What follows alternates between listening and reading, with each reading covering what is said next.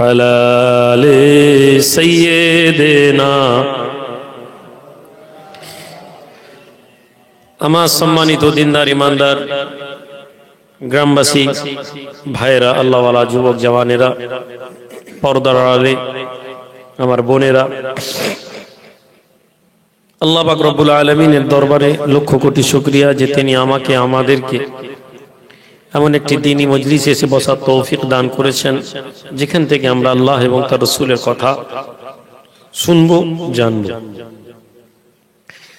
ইসলামী মজলিসে, জলসার মজলিসে বসার আগে আমি প্রায় সব জায়গায় কিছু কথা শুরু হতে বলি, কমন কথা এখানেও বলবো। বিষয়টি হচ্ছে যে আগে আমাদেরকে বুঝতে হবে যে আমরা এই মজলিসে এসে কেন বসেছি। এই মজলিস কিসের জন্য আমাদের মাঝে তৈরি করা হয়েছে, কেন এই মজলিসকে অর্গানাইজ করা হয়েছে, আর এই মজলিস যখন আমরা অর্গানাইজ করেছি, এই মজলিসে আমাদের রেসপন্সিবিলিটি, আমাদের লাইবিলিটি কি আছে, আমাদের দায়বদ্ধতা কি আছে। আর এই বিষয়টা যদি আমরা না জানি, আমরা নিজেদের অজান্তে আমরা গুনাহগার হয়ে যাব, আমরা অপরাধী হয়ে যাব আল্লাহর দরবারে। Before I start briefly discussion, you have to know the basic thing of Islam. You know the value of Islam, and you have to know why we are here. So it is only a majlis that you need to know who is the speaker. You are here for, you want to listen something good, qasas, story. Brother, we are not here for an entertainment program. This is not a entertaining purpose. I am not here to give you entertainment. We are here for the knowing the meaning of Islam. You have to know the basic thing of Islam. You have to know the meaning of Islam. দুঃখজনক হলেও একটি Islamic মজলিস আমরা কায়েম করেছি, কিন্তু আমরা জানি না যে আমরা কেন ইসলামিক জলসাগুলো প্রতিষ্ঠিত করি। আমরা এখানে এসেছি জলসা শুনতে। আপনি পরীক্ষা চালিয়ে দেখবেন, কোন ইসলামিক জলসার মজলিস হলে আমাদের ছেলেরা যাকে চল জলসা শুনতে যাব, চল কোথায়, অমুক বক্তা এসছে ওয়াজ শুনতে যাব। কোথায় যাবে, অমুক প্রোগ্রাম হচ্ছে, ওখানে অমুক বক্তা এসছে নাকি ওয়াজ শুনে আসি, জলসা শুনে আসি চল। যখনই আমরা এই মজলিসকে ওয়াজ শোনা, জলসা শোনার মজলিস করে ফেললাম, সঙ্গে সঙ্গে এই জলসার মূল উদ্দেশ্য থেকে আমরা অনেক দূরে চলে গেলাম। যদিও আমরা জানি না, সেটা আমাদের অজান্তেই আমরা চলে গেলাম।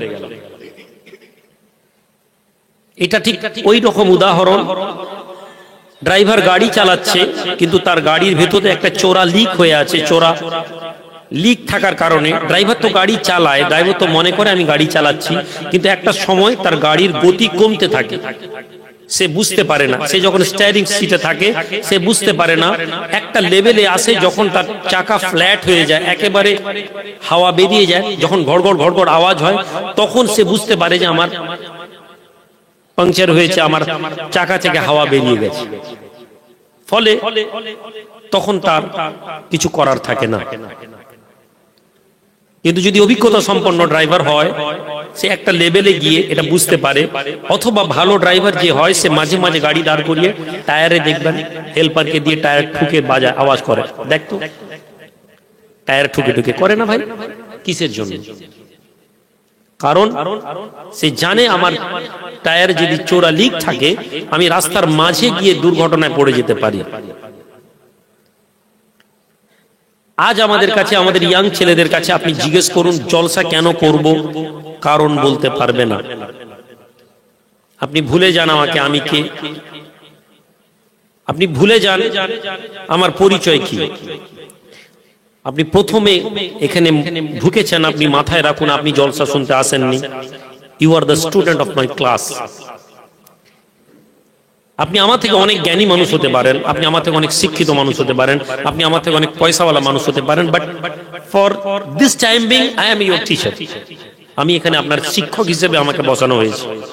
Either you have obey me or you have disobey me, it is your choice, but now still I am your teacher. আমি এখানে আপনার শিক্ষক হিসেবে আপনাকে আমি বসেছি এবং আপনি এখানে এসেছেন অ্যাজ এ ছাত্র। যদি আপনি এই জায়গাটা বসে এইখানে বসে স্টার্ট করতে পারেন তাহলে আপনার এই মজলিসে বসা কামিয়াবির কারণ হবে। আপনি যদি শ্রোতা হিসেবে আসেন, জলসা শুনতে এসেছি, আপনি সাময়িক উপকৃত হবেন, কিন্তু ফর এ টাইম বিং আপনি এটার উপকার পাবেন না। দুর্ভাগ্যজনক হলেও সত্য কথা, জলসার মজলিসগুলোতে আমরা বসি জলসা শোনার জন্য। আমরা এখানে খুব কম লোক এই উদ্দেশ্য নিয়ে এসে বসেছি যে ওয়াজ শুনতে যাব, আল্লাহ আল্লাহ রসুলের কথা শুনে জীবন পরিবর্তন করব। আল্লাহর দিকে তাকিয়ে নিজেকে প্রশ্ন করুন, আমরা কজন এই ভাবনা নিয়ে বসেছি? আমরা ভাবিনি, আমরা এখানে বসিনি, আমরা এখানে এজন্য আসিনি যে আমরা নিজেদের জীবন পরিবর্তন করব। আমরা এখানে এসে পৌঁছেছি যে আমরা ওয়াজ শুনতে এসেছি, আমরা এখানে এসেছি ওয়াজ শোনার জন্য। আমার মোবাইলটা বন্ধ করে দিই। আমরা এখানে ওয়াজ শুনতে এসেছি, আমরা এখানে জলসা শুনতে এসেছি। ফলে জলসাতে ভালো লাগলে ভালো, না লাগলে অসুবিধা নেই, উঠে চলে যাব। জলসার কোন আলেম কোন কোরআনের কোন আয়াত পড়লেন, কোন আলেম কোন হাদিসের কথা বললেন, আর আপনি দেখলেন যেটা আপনার জীবনের সাথে ক্ল্যাশ করছে, আপনার জীবন বিপরীত কথা বলছে, আপনার মনের মধ্যে কখনো স্পর্শ করে না, আরে এটা তো কোরআনে আছে, আমি তো উল্টো করছি, আপনি ভাবেন না, বরং আপনি এই কথাকে ওভারলুক করেন, আপনি কথাকে এড়িয়ে গিয়ে বেরিয়ে চলে যান। দীর্ঘদিন ধরে আমরা এই কাজ করে আসছি, দীর্ঘদিন ধরে আমরা ওয়াজের মজলিসকে সোনার মজলিস করেছি। আমার মতন একজন লোক যে বাইরে থেকে এসেছি, আমার এখানে আমার আজকে দিনে প্রাথমিক টার্গেট কি থাকবে? আমি একটা ভালো ওয়াজ শোনাবো। কেন? মেবি নেক্সট টাইম আপনি আমাকে একটা দাওয়াত করবেন। বক্তা জলসা শোনানোর বিষয়ে বেশি গুরুত্ব দেন। একজন ওয়াইজ তিনি চান যে জনগণ তার ওয়াজকে মূল্য দিক, জনগণ তার বক্তব্যকে গুরুত্বপূর্ণ বলুক, তার বক্তব্যকে ভাইরাল করুক, তার বক্তব্যের ভিউয়ার্স খুঁজতে থাকি আমরা। কেন না আজকের দিনে জলসার সফলতা এখানে। আমরা বক্তা নির্ধারণ করি, বক্তার মানদণ্ড কি? 90% ক্ষেত্রে আমরা বক্তার মানদণ্ড করি কে কত ভালো ওয়াজ করেন। আমরা কেউ খুঁজে দেখি না কে কতজন কোরআনের অর্থ আমাদের কাছে বললেন, 1 ঘন্টার ওয়াজে কটা হাদিসের কথা বললেন, 1 ঘন্টার ওয়াজে কে কতগুলো আল্লাহর হুকুমের কথা, আল্লাহর নিষেধের কথা আমাদেরকে শিখালেন। আমরা এটা গুরুত্ব দিই না। আমরা এটা গুরুত্ব দিই কোন বক্তার মজলিসে শ্রোতা যুবক ছেলেরা বসেছে, কত জোরে সুবহানাল্লাহ পড়ানো হয়েছে, কে কত বড় জোরে তাকবীর করিয়েছেন। এই বক্তা আমাদের কাছে গুরুত্বপূর্ণ, এরা অবশ্যই আমাদের কাছে গুরুত্বপূর্ণ।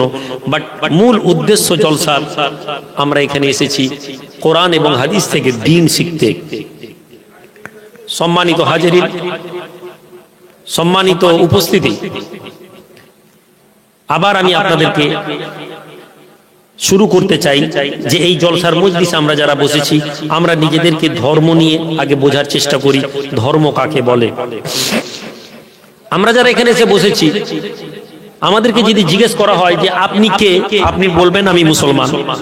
আপনাকে যদি জিজ্ঞেস করা হয় আপনি কে, আপনি বলবেন আমি ঈমানদার।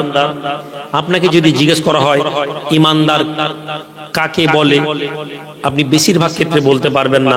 আপনি এইটুকুন জানেন যে লা ইলাহা ইল্লাল্লাহ পড়েছি, মুহাম্মদুর রাসূলুল্লাহ পড়েছি, ফলে আমি ঈমানদার মুমিন। আপনি এইটুকুন জানেন যে কলমা পড়েছি মানে আমি ঈমানদার মুমিন। আপনার বয়স 50 বছর হয়ে গেছে, আপনার বয়স 60 বছর হয়ে গেছে, আপনাকে কি কেউ একথা বলেছে যে ভাই নবীর জামানায় একদল লোক ছিল মুনাফিক, আমরা সবাই চিনি মুনাফিক, আমরা সবাই জানি। আমাদের কি কেউ একথা যদি প্রশ্ন করে যে ভাই মুনাফিকরা কলমা পড়তো, মুনাফিকরা নামাজ পড়তো, মুনাফিকরা রোজা রাখতো, মুনাফিকরা নবীজির সাথে চলাফেরা করতো, এরপরে মুনাফিকরা জান্নাতে যাবে না? আল্লাহর কোরআন বলছে। মুনাফিকদের ব্যাপারে কোরআনে এসেছে ইযা জাআকাল মুনাফিকুনা ক্বালু নাশহাদু ইন্নাকা লারাসূলুল্লাহ। Oh my dear prophet, the hypocrites are come to you and they declare that we are declaring you are the prophet of Allah. إذا جاءك المنافقون قالوا نشهد إنك لرسول الله.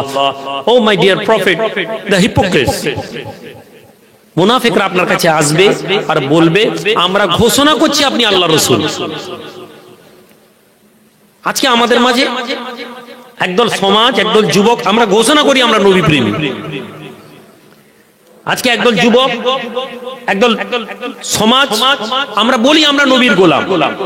কোরআনও দেখুন টার্মসটা নবীর গোলাম নেই, নবীর প্রেমী নেই, কিন্তু the voice, the tone of the voice is same. إذا جاءك المنافقون قالوا نشهد إنك لرسول الله. We are declaring that you are the prophet of Allah.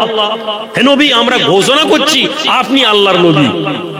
আমরাও ঘোষণা করি, আমরা স্লোগান দিই, আমরাও ঘোষণা করি আমরা নবীর প্রেমী, নবীর গোলাম, নবীর আশিক। কিন্তু আল্লাহর কোরআন কি বলছে? আল্লাহর কোরআন এখানে বলে স্তব্ধ হয়নি। আল্লাহ বলেন আল্লাহু ইয়ালামু ইন্নাকা লারাসূলুল্লাহ। O my dear prophet, Allah knows you are the prophet of Allah. হে আমার নবী, আল্লাহ জানেন আপনি আল্লাহর নবী। আসসালামু আলাইকুম, ভালো আছেন জি? ভালো আছেন? জাযাকাল্লাহ, ভালো আছেন? জি আল্লাহ জানেন আপনি আল্লাহর নবী। এরপরে আল্লাহ বলেন ওয়াল্লাহু ইয়াশহাদু, ওয়াল্লাহু ইয়াশহাদু ইন্নাল মুনাফিকিনা লাকাযিবুন। O my dear prophet, Allah declare that the hypocrites are liar. হে নবী, আল্লাহ ঘোষণা দিচ্ছেন মুনাফিকরা মিথ্যাবাদী। আল্লাহ বলছেন, আল্লাহ ঘোষণা দিচ্ছেন মুনাফিকরা মিথ্যাবাদী। মুনাফিকরা বলল আমরা নবীকে নবী বলে ঘোষণা দিলাম, নবীকে কলমা পড়লাম, নবীকে নবী বলে মেনে নিলাম। তারা চেঁচিয়ে চেঁচিয়ে ঘোষণা দিল।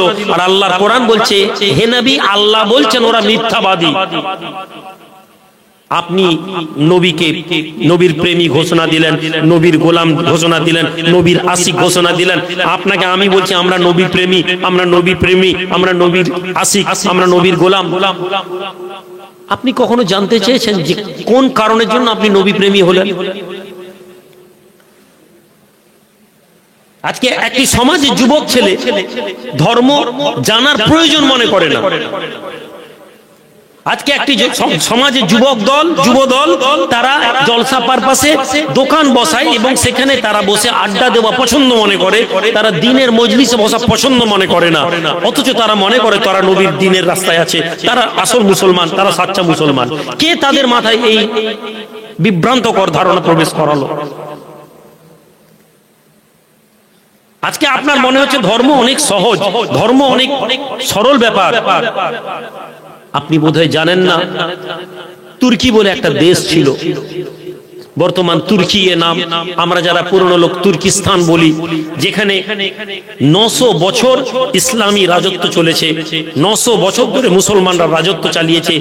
সেই তুর্কির প্রধান যিনি, ওসমানিয়া খেলাফত শেষ হয়ে যাওয়ার পরে 100 বছর আগে 1923 সালে মুসলমানদের খেলাফতি শেষ হয়ে যাওয়ার পরে 80% 85% যে দেশের মুসলমান, সে দেশের মসজিদে আজান বন্ধ হয়ে গিয়েছিল। কে তাদেরকে আটকেছিল? 85% মুসলমানকে আজান দিতে কে বাধা দিয়েছিল? আপনি মনে করছেন আপনি নিরবিচ্ছিন্ন ভাবে আপনি ধর্ম পালন করতে পারবেন, আপনি মনে করছেন আপনি সুরক্ষিত। কেননা আমার মতন কোন বক্তা এসে আপনাকে তাকবীর দিয়ে নবী প্রেমী বলেছে, আর আপনি মনে করছেন নবী প্রেমী। আপনি মনে করছেন আমি 5 ওয়াক্ত মসজিদে এসে নামাজ পড়ে নিলাম, আর ফলে আল্লাহর সাহায্য আমি পাবো। 900 বছর যেখানে ইসলামী রাষ্ট্র শাসন ব্যবস্থা চলেছে, 900 বছর যেখানে যেখানে হাজার হাজার মাদ্রাসা তৈরি হয়েছে, 900 বছর ধরে যেখানে হাজার হাজার মসজিদ স্থাপিত হয়েছে, সেখানে যেদিন মুসলমানদের রাজত্ব শেষ হলো, বাদশাহ মুসলমান, সেখানকার যে রাজা ছিল, প্রেসিডেন্ট ছিল কামাল আতাতুর্ক, সেও মুসলমান, কিন্তু সে এসে প্রথমে ঘোষণা দিল আজান বন্ধ। কে বাধা দিয়েছিল তাদেরকে নামাজ পড়তে? একদল মুসলমান যারা আজান দেওয়া বন্ধ করে দিল। তারা বলল যে আরবিতে আজান দেওয়া যাবে না, যে দেশের প্রধানমন্ত্রী আজান দেওয়ার কারণে প্রকাশ্যে তাকে ফাঁসিতে লাগানো হয়েছিল। আজান দেওয়ার কারণে 90% যে দেশের মুসলমান, সে দেশের মুসলমানের প্রধানমন্ত্রীকে ফাঁসি দেওয়া হয়েছিল, কেননা সে আল্লাহু আকবার আল্লাহু আকবার এই আজান বলে দিয়েছিল বলে। প্রধানমন্ত্রী, কোন জনগণ না। আপনি মনে করছেন আপনি সুরক্ষিত, আপনি মনে করলেন 2 ঘন্টা জলসার মজলিসে বসলাম, 4 ঘন্টা বসে তাবারুক নিয়ে চলে গেলাম, আর মনে করলাম আমি ধর্মের দায়িত্ব পালন করে নিয়েছি।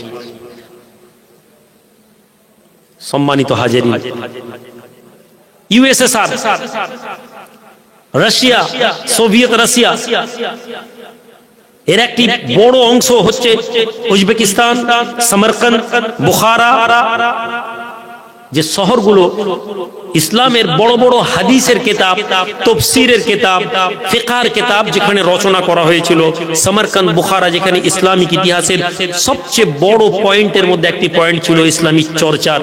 এখানে মুসলমানদের মসজিদে তালা লাগিয়ে দেওয়া হয়েছিল।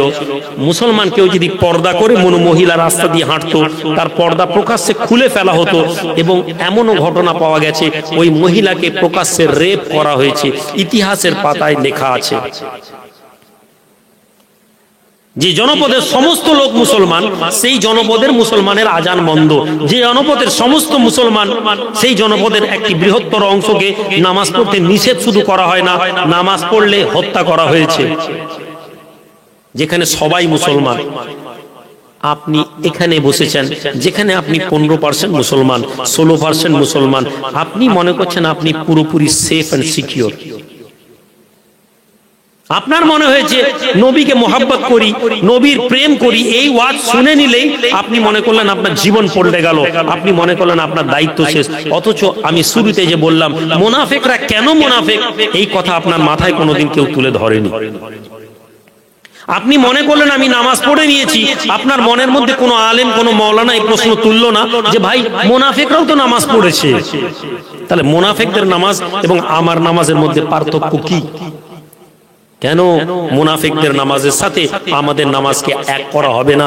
কি নামাজ আমাদের আছে যে আমাদের নামাজ আবু বকর, ওমর, ওসমান সাহাবাদের সঙ্গে থাকবে, আমাদের নামাজ মুনাফিকদের সঙ্গে থাকবে না? আপনি জানেন না। আপনি বসেছেন, আপনি মনে করেছেন 1 ঘন্টা কোনো বক্তা এসেছে শুনে চলে যায়, অথচ আল্লাহ কোরআনে বলছেন কুল হাল ইয়াস্তাবি আল্লাযীনা ইয়ালামুনা ওয়াল্লাযীনা লা ইয়ালামুন।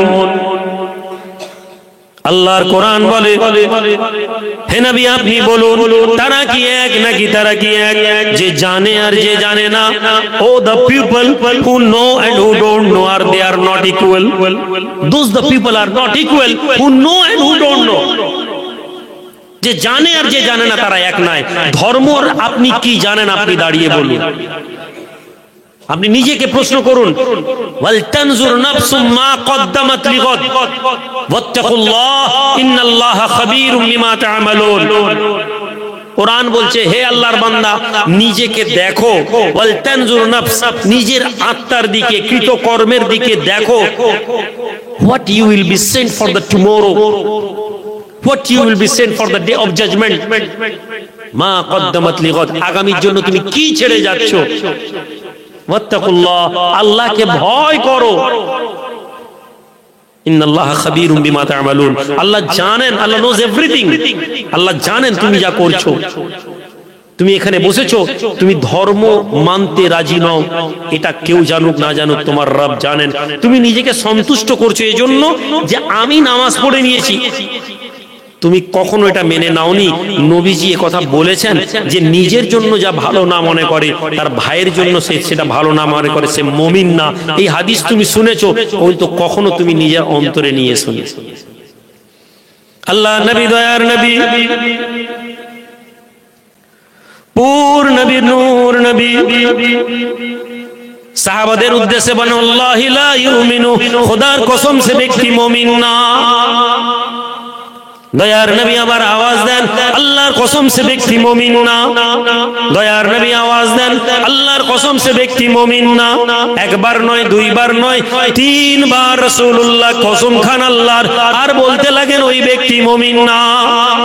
সাহাবা অবাক হয়ে যান, রাসূলুল্লাহ কার ব্যাপারে, দয়ার নবী কার বিষয়ে, জাহান্নাম কার বিষয়ে সে মুমিন না বলেন? আল্লাহর নবী বলেন ওই ব্যক্তি মুমিন না যে ব্যক্তি নিজের জন্য যা ভালো মনে করে তার ভাইয়ের জন্য সে তা ভালো মনে করে। রাজারহাট, নিউ টাউন এলাকার মানুষেরা, কলকাতা শহরের সংলগ্ন এলাকার যুবকেরা নিজের মনকে প্রশ্ন করো, তুমি তোমার জন্য যা ভালো মনে করো তোমার ভাইয়ের জন্য তা ভালো মনে করো। তুমি তোমার ভাইকে হাত ধরে নামাজ পড়ার দাওয়াত দিতে পছন্দ মনে করো, তুমি তোমার ভাইকে হাত ধরে বলো ভাই একটু চিল্লায় চল ভালো মনে করো, তুমি তোমার ভাইকে হাত ধরে পীরের দরবারে নিয়ে যাওয়া ভালো মনে করো, তুমি তোমার ভাইকে হাত ধরে হুজুরের দরবারে নিয়ে যাওয়া ভালো মনে করো। তুমি কখনো কি মনে করো যে আমি যে ব্যবসা করি ভাই অমুক জায়গায় চল, প্রচুর মালের অর্ডার, 50টা করে মাল আমি দিই কিন্তু 200টা অর্ডার, চল তুইও চল, তুইও 50টা করে দে, তোরও হবে আমার হবে। কজন মুসলমান তুমি এটা ভাবো? নবীজি বলছেন এই ব্যক্তি মুমিন। আমি আপনাকে নামাজ পড়তে না বলছি না, কিন্তু আমি আপনাকে বলছি নামাজ পড়েছে, নামাজ পড়েছে, সাহাবীও নামাজ পড়েছেন, মুনাফিকও পড়েছে, আমরাও পড়ছি। আমাদের নামাজ মুনাফিকদের সাথে যাবে না তার গ্যারান্টি নেই। আপনি গ্যারান্টি দিতে পারেন না যে আপনি সাহাবাদের অনুসারী হবেন। সাহাবাদের অনুসারী হওয়ার জন্য যে কর্মসূচি ছিল, যে কর্মকাণ্ড ছিল, সেটা আমাদের মাঝে নেই। আমরা পীরের দরবারে 10,000 জায়গায় 20,000 দিতে পারি, আমি বক্তাকে এনে 50,000 খরচ করতে পারি, আমি ঘর ছেড়ে 40 দিনের চিল্লা দিয়ে যেতে পারি, আমি কোরআন হাদিস অনুযায়ী বুখারীতে যেমন জোরে আমিন আছে অমনি জোরে আমিন নিয়ে নামাজ পড়তে পারি, কিন্তু আমি আমার ভাইয়ের জন্য ভালো মনে করতে পারি না। রাহমাতুল্লিল আলামিন বলছেন এখনই এক লোক মসজিদের মধ্যে আসছে, লোকটি জান্নাতি। রাহমাতুল্লিল আলামিন সাহাবাদেরকে বলছেন এখনই এক ব্যক্তি মসজিদে আসছে, লোকটা জান্নাতি। সাহাবারা সবাই মসজিদের দিকে তাকাচ্ছেন, সাহাবাদের নজর মসজিদের দিকে। এই কথা বলার মাঝে আরেকটি কথা বলি, বলেন দেখি আমাদের তর্কের বিষয় কি? আমরা তর্ক করি নবী গায়েব জানতেন না, জানতেন না। আমরা তর্ক করি নবী গায়েবের খবর জানেন না, জানেন না। আপনি তর্ক করছেন, আপনি বলুন দেখি এই তর্কের কি আলোচনার বিষয় আপনার? নবী যা বলেছিলেন আপনি সেটা জানলেন না। নবী আমাকে কি অর্ডার দিয়ে গেছেন, নবী আমাকে কি করতে বলে গেছেন আপনি জানেননি। আপনি তর্ক করছেন নবী নূরের না মাটি, আপনি তর্ক করছেন নবী উম্মি না উম্মি না, আপনি বলছেন নবী গায়েব না গায়েব নয়, আপনি বলছেন নবী কেমন করে জন্মগ্রহণ করেছেন, নবী দুনিয়াতে কেমন করে এসেছেন, আপনি চর্চা করছেন যেটা আপনার আলোচনার বিষয় নয়। তবে আমি আপনাকে বোঝানোর জন্য বলে দিই, নবী বসে আছেন, ওহী আসেনি, সাহাবারা আসেননি, ওহী এসে পৌঁছাননি। নবীজি বলছেন এখনই এক ব্যক্তি আসছে, লোকটা জান্নাতি। পর্দার ওপারের কথা আল্লাহ পাক তার নবীকে জানাচ্ছেন। জোরে বলে নবী জানছেন কোনো মাধ্যম ছাড়াই।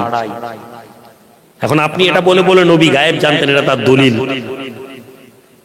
এটা যখন শুনবেন আরেকজন বলবেন নবী যদি গায়েব জানতেন, নবীর স্ত্রীর নামে যখন তোহম্মত দিল তখন নবী বললেন না কেন? আপনি তর্ক করছেন কোথায়? নবীর শান নিয়ে আপনি তর্ক করছেন, নবীর আজমত নিয়ে আপনি তর্ক করছেন, অথচ আপনার তর্কের বিষয় ছিল না। আপনার জন্য কতটা জরুরি ছিল, এতটা আপনার জন্য জরুরি। আল্লাহ পাক নবীকে যতটা জানিয়েছিলেন, আল্লাহ পাক নবীকে যতটা গায়েব জানিয়েছিলেন, নবী জানতেন। এটা হচ্ছে আমার আহলে সুন্নাত ওয়াল জামাতের আকীদা। নবীকে আল্লাহ যে গায়েব জানিয়েছেন, নবী সেই গায়েব জেনেছেন। যেটা আল্লাহ নবীকে জানাননি সেটা জানাননি। কথা বুঝে আসছে না, আসেনি? তাহলে এই খায়রুল উমুরের মধ্যে যদি আমরা দাঁড়িয়ে যাই, এই মধ্যম পন্থা যদি আমরা দাঁড়িয়ে যাই, তাহলে আমাদের মধ্যে আর ঈমান যাওয়ার খাতরা থাকে না। কিন্তু ঈমানের খাতরা কোথায় এসে যায়? আমরা যখন তর্ক করতে থাকি নবী উম্মি না উম্মি না, নবী নূরের না মাটির। এই তর্ক করতে গিয়ে আমরা কি করছি? আমরা নবীর সামনে বেয়াদবি করে ফেলছি। কেননা আমাদের লড়াইটা তখন আর নবীকে নিয়ে থাকে না, আমার লড়াইটা আমাকে নিয়ে আরেক মাওলানাকে নিয়ে হয়ে যায়। এক মাওলানা আরেক মাওলানার সাথে তর্ক করতে থাকি, আমরা পক্ষে এবং বিপক্ষে বলি। আমি আপনাদেরকে এটুকুন বলি, আমার অল্প জ্ঞানে যে দুই পক্ষ তর্ক করে দুজনের কাছে যুক্তি আছে। দুজনের কাছে কেতাবে দলিল আছে। আপনি এক কথাতে সবাইকে কাউকে উড়িয়ে দিতে পারবেন না, এক কথাতে কাউকে ভুল বলতে পারবেন না, কিন্তু কি জানা দরকার ছিল আপনার? আপনার জানা দরকার ছিল নবীর শানে এমন কোনো কথা বলা যাবে না যেটা নবীর সম্মানকে কমিয়ে দেয়, নবীর আজমাতকে কমিয়ে দেয়। ইহুদিরা রাসূলুল্লাহকে দেখতো আর বলতো রায়না ইয়া মুহাম্মদ। রায়না মানে দেখনা, রায়রা দেখনা। কিন্তু রায়না ইয়া মুহাম্মদ এই শব্দকে টান দিয়ে একটু বললে এই শব্দের মানে হয়ে যেত রাখাল, ছাগল যে চড়ায়, যে ছাগল চড়ায় তাকে বলা হতো। সাহাবারা বুঝতেন না, সহজ সরল সাহাবা আল্লাহর নবীকে দেখতেন আর বলতেন রায়না ইয়া রাসূলুল্লাহ, হে নবী আমাদের দিকে একটু দেখুন। ইহুদিরা নিজেদেরকে গুতগুতি করতো আর বলতো দেখ মুহাম্মদকে রাখাল বলছে, নাউযুবিল্লাহ। সাহাবাদের উদ্দেশ্য খারাপ ছিল না, সাহাবাদের নিয়ত খারাপ ছিল না, কিন্তু বক্তব্যটার মধ্যে বেয়াদবি ছিল। কোরআন আল্লাহ রাব্বুল আলামিন কোরআনের মধ্যে বলে দিলেন, হে ঈমানদারেরা তোমরা বলো না ওয়ালা তাকুলু রায়না ওয়া কুলু উনজুরনা ওয়া আসমাউ, তোমরা রায়না শব্দ ব্যবহার করো না, বরং তোমরা বলো উনজুরনা, ইয়া রাসূলুল্লাহ আমাদের দিকে নজর দেন, নজর ইয়ানজুরু দেখনা, ইয়া রাসূলুল্লাহ আমাদের দিকে দেখুন। দেখুন রায়না শব্দের মধ্যে যেহেতু বেয়াদবিমূলক কথা ছিল, যে উদ্দেশ্য বেয়াদবি প্রকাশ পায় এই উদ্দেশ্য কোরআন রদ করে দিচ্ছে। ফলে আমরা নবীর শানে এমন কোনো কথা বলবো না যে কথার মাধ্যমে আমাদের মস্তিষ্কে বেয়াদবি লাগে। মূর্খ বলে দিলাম, মূর্খ বলতে গিয়ে আমার এলাকার একজন মূর্খ ছেলের কথা মনে হলো, মূর্খ মানে এই লোকটা, এই কনসেপ্ট আমাদের এসে গেল। ধর্ম এই জায়গায় স্থির হয়ে আছে, ধর্ম আমেলের উপরে স্থির নেই। যতক্ষণ না ঈমান তৈরি হচ্ছে ততক্ষণ আপনি আমলের দিকে বুঝতে পারবেন না। আমল নিয়ে জাহান্নামে গেছে এরকম হাদিস অসংখ্য এসেছে, আমলের পাহাড় নিয়ে উঠবে জাহান্নামে যাবে হাদিস আছে, কিন্তু ঈমান নিয়ে আছে ওই ব্যক্তি জান্নাতে যাবে এই কথা সর্বত্র বলা আছে। সম্মানিত হাজিরিন, জলসার মজলিসে আমাদেরকে এই ঈমানি জজবাতকে আমাদেরকে বুঝতে হবে, ঈমানকে বুঝতে হবে। ঈমান নবীকে নিয়ে ঈমান, নবীর আদর্শ নিয়ে ঈমান, নবীকে মুহাব্বতের নাম ঈমান। এটা আমাদের যদি ধারণার মধ্যে এসে যায় তাহলে বর্তমান প্রজন্মে বাহাস আর যুক্তি তর্ক দিয়ে আমরা কোনো কথা না বুঝে, ঈমান মানে বিশ্বাসের ব্যাগা। আপনি একজন নাস্তিকের সাথে যদি বসে যান আপনি নিশ্চিত থাকুন সে আপনাকে যুক্তিতে হারিয়ে দিতে সক্ষম। আপনি একজন নাস্তিকের সাথে তর্ক করুন, আপনি নিশ্চিত থাকুন সে কিছুক্ষণের মধ্যে আপনাকে যুক্তি দিয়ে হারিয়ে দিবে।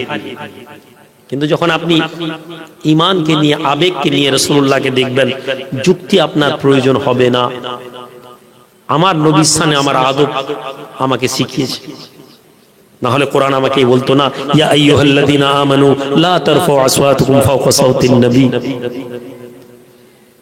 আল্লাহর বান্দা ঈমানদারেরা,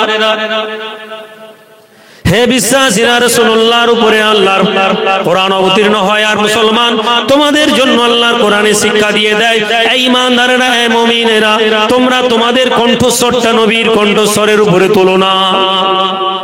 মুসলমান লোক, যুবক ছেলে, জওয়ান ছেলে, আমি নবীর সামনে যদি চেঁচিয়ে কথা বলি আল্লাহর কোরআন আমাকে বেঈমান বলবে না, আল্লাহর কোরআন আমাকে কাফের বলবে না, কিন্তু আল্লাহর কোরআন আমাকে যা বোঝায়, আল্লাহ বলেন তোমরা যদি নবীর কণ্ঠের উপরে তোমরা তোমাদের কণ্ঠস্বর তুলো, একে অপরের সাথে তোমরা যেভাবে কথা বলো, ওয়ালা তাজহারু লাহু বিকাউলি জাহরি বা'দুকুম লিবা'দিন আন তাহবাতা আমালুকুম ওয়া আনতুম লা তাশউরুন।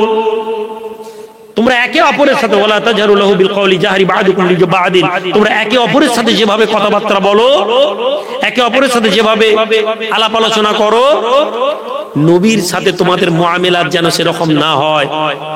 যদি এরকম করো আন তাহবাতা আমালুকুম ওয়া আনতুম লা তাশউরুন, আমি আল্লাহ তোমাদের আমলকে ধ্বংস করে দিব এবং তোমরা তা জানতে পারবে না।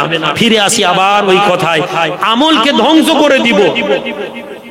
আপনি বুখারী অনুযায়ী নামাজ পড়ছেন, আপনি মুসলিম অনুযায়ী রুকু করছেন, আপনি আবু দাউদের মতন কিয়াম করছেন, আপনি বুখারীর মতন তারাবি পড়ছেন, আপনি বুখারীর মতন ইফতার করছেন, সেহরি করছেন, আপনার আমল তীরের মতন সোজা হচ্ছে। কোরআন হাদিসের মধ্যে যেমন বুখারীতে বলা আছে ওইভাবে করছেন, আর আপনি এমন কথা বলছেন যা নবীর শানে বেয়াদবি বলে প্রতিপন্ন হয়। আপনার কাছে হয় না, অন্য লোকের কাছে হয়।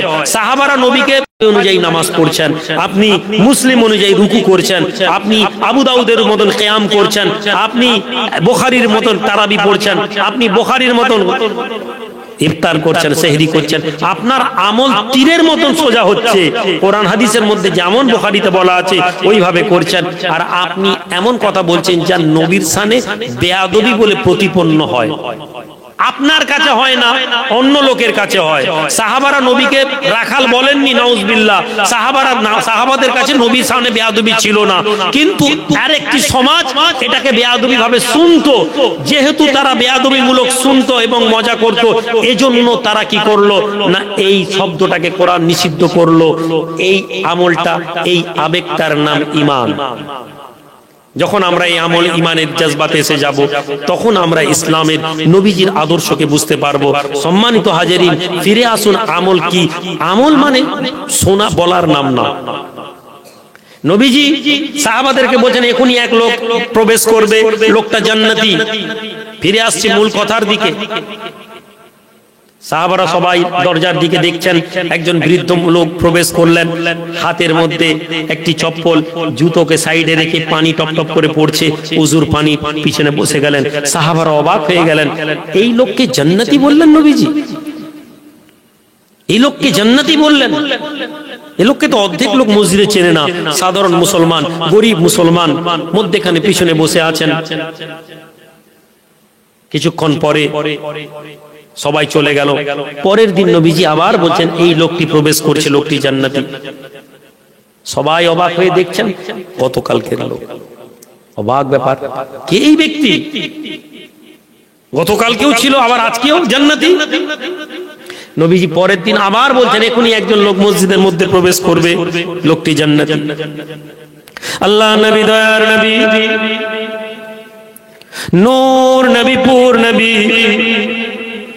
একদিন নয়, দুই দিন নয়, 3 দিন এক ব্যক্তি জান্নাতের সুসংবাদ দেন। সাহাবা অবাক হয়ে যান, কে এই ব্যক্তি? কে এই ব্যক্তি যাকে আল্লাহ পাক জান্নাতি বলেছেন? একদিন নয়, দুই দিন নয়, 3 দিন এই ব্যক্তির আমল কি আছে? যুবক সাহাবী গুটি গুটি পায়ে ওই ব্যক্তির পিছনে যান। চাচা, আপনার সাথে আজকে আপনার সাথে একটু কয়েকদিন থাকবো। আমি এই ওয়াজ আমার 90% জলসাতে এই ওয়াজটা করি, এই ঘটনাটা বলি, কেননা প্রতিটি মজলিসে যুবক মুসলমানদেরকে এটা জানা দরকার। একই কথা আমি সব জায়গায় বলি, আর আপনাদেরকে বলছি, কাশ আপনারা আমার এই কথাকে বুঝে আপনারা আপনাদের জীবনে আনতে পারেন। আমি আপনাদেরকে অনেক আমল করা, অনেক তাসবিহ পড়া, অনেক তাহাজ্জুদ পড়ার কথা বলবো না, আপনাদেরকে অনেক দান খায়রাত করার কথা বলবো না। তবে আমি ঈমানের মুসলমান হওয়ার জন্য যা দরকার এইটুকুন কথা বলে যাব।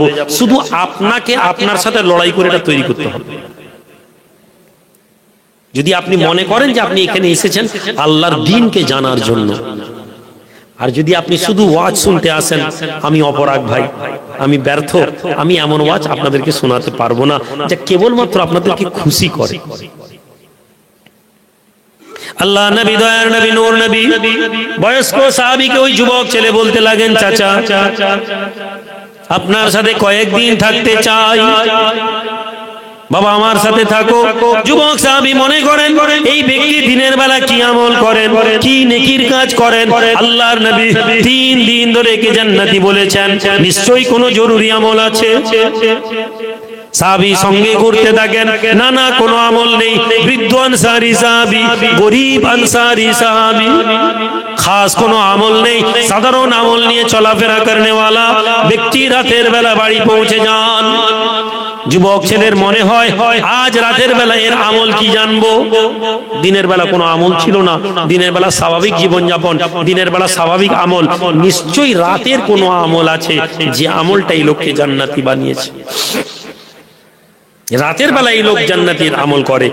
খাওয়া দাওয়া করে যুবক সাহাবী শুয়ে পড়েছেন চোখ বন্ধ করে। পাশের লোক মনে করবে ঘুমাচ্ছেন, না ঘুমাননি। চাচা কি আমল করেন? মুরব্বী খাওয়া দাওয়া করে শুয়ে পড়লেন, এমন ঘুম ঘুমালেন। পরের দিন তাহাজ্জুদের নামাজের পূর্বে, ফজরের নামাজের পূর্বে তাহাজ্জুদের নামাজের শেষের দিকে উঠলেন, উঠে নামাজ পড়লেন, তাহাজ্জুদে পড়ে ফজর পড়ে আবার দিনের বেলা একই আমল। একদিন, 2 দিন, 3 দিন, কোন আমলের মধ্যে পরিবর্তন নেই। মদিনার বেশিরভাগ লোকই এই আমল করে। অবাক ব্যাপার।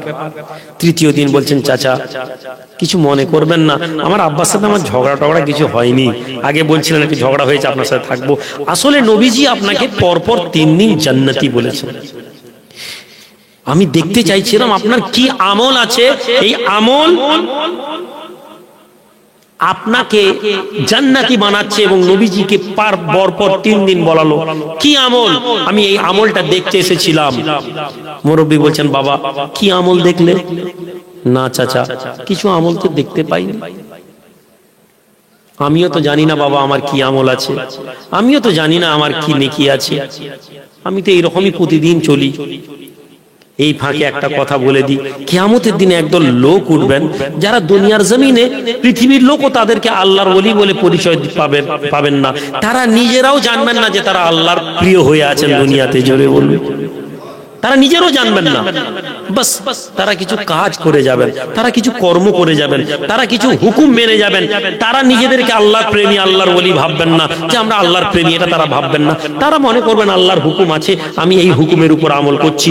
কিন্তু তারা এই হুকুম, তারা এই আমল করে যাওয়ার কারণে কিয়ামতের দিনে তাদেরকে বলা হবে যে তোমরা আমার পাশে থাকো। আল্লাহর কুরসির পাশে আল্লাহর নবী থাকবেন এবং আরশের ছায়াতে আল্লাহর প্রিয় বান্দাদের মধ্যে সেই সমস্ত লোকেদেরকে রাখা হবে। বলুন সুবহানাল্লাহ। এবং তারা কারা? এই সাহাবীদের কথা, এই সাহাবীদের মতন লোকেরা। তিনি বলছেন, বাবা আমার তো জানা নেই আমার কি আমল আছে, যে কারণে নবীজি আমাকে 3 দিন জান্নাতি বলেছে। আল্লাহর বান্দা যুবক ছেলে চলে যাচ্ছে, এমন সময় সাহাবী বলেন, ভাতিজা এদিকে শোনো। যুবক ছেলে ফিরে এসেছে। আল্লাহ নবীর সাহাবী রাসূলুল্লাহর ওই সাহাবী বলতে লাগলেন, ছেলে শোনো, আমার একটি আমল আছে যা আমার এবং আমার রবের মাঝে সম্পৃক্ত।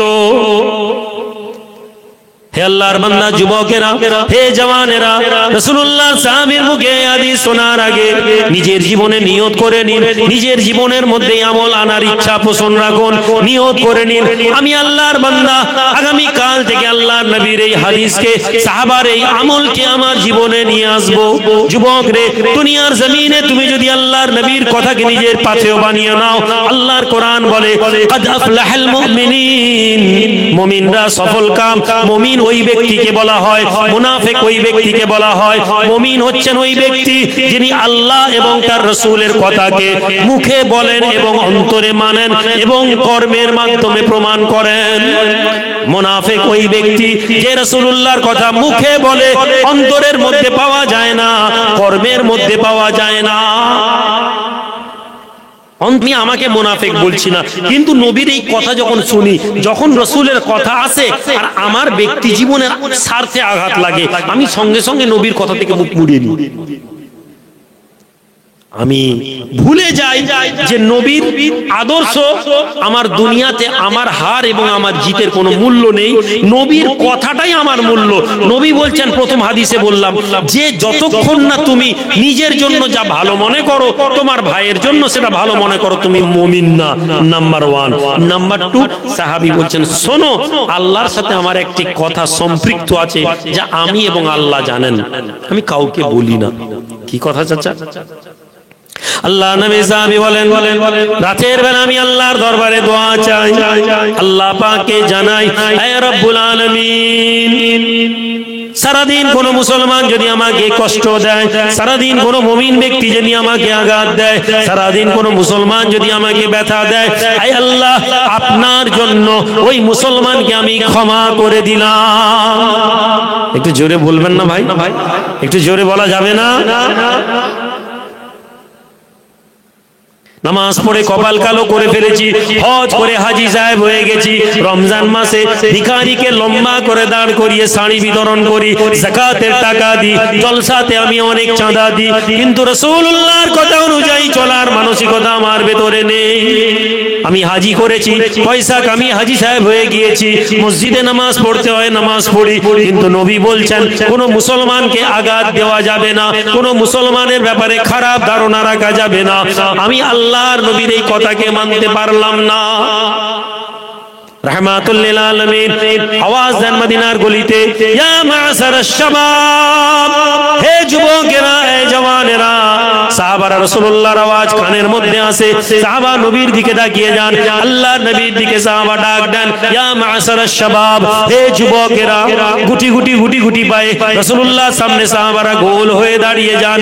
আল্লাহর নবী আওয়াজ দেন, হে যুবকেরা, মান আমানা বিল্লাহ, তোমাদের মধ্যে যারা আল্লাহর প্রতি ঈমান এনেছে, মান আমানা বিল্লাহি ওয়াল ইয়াউমিল আখির ওয়ালা তাবতাগুল মুসলিমুন ওয়ালা তাত্তাবিউ আওরাতাহুম। হে যুবকেরা, জওয়ানেরা, ওয়াজের মজলিসে রাসূলুল্লাহর কথাকে শুনে নিজের জীবন হিসাবে নিয়ে যাও। নবীজি আওয়াজ দিচ্ছেন, যুবকেরা। আওয়াজ শুনে সাহাবারা দাঁড়িয়েলেন।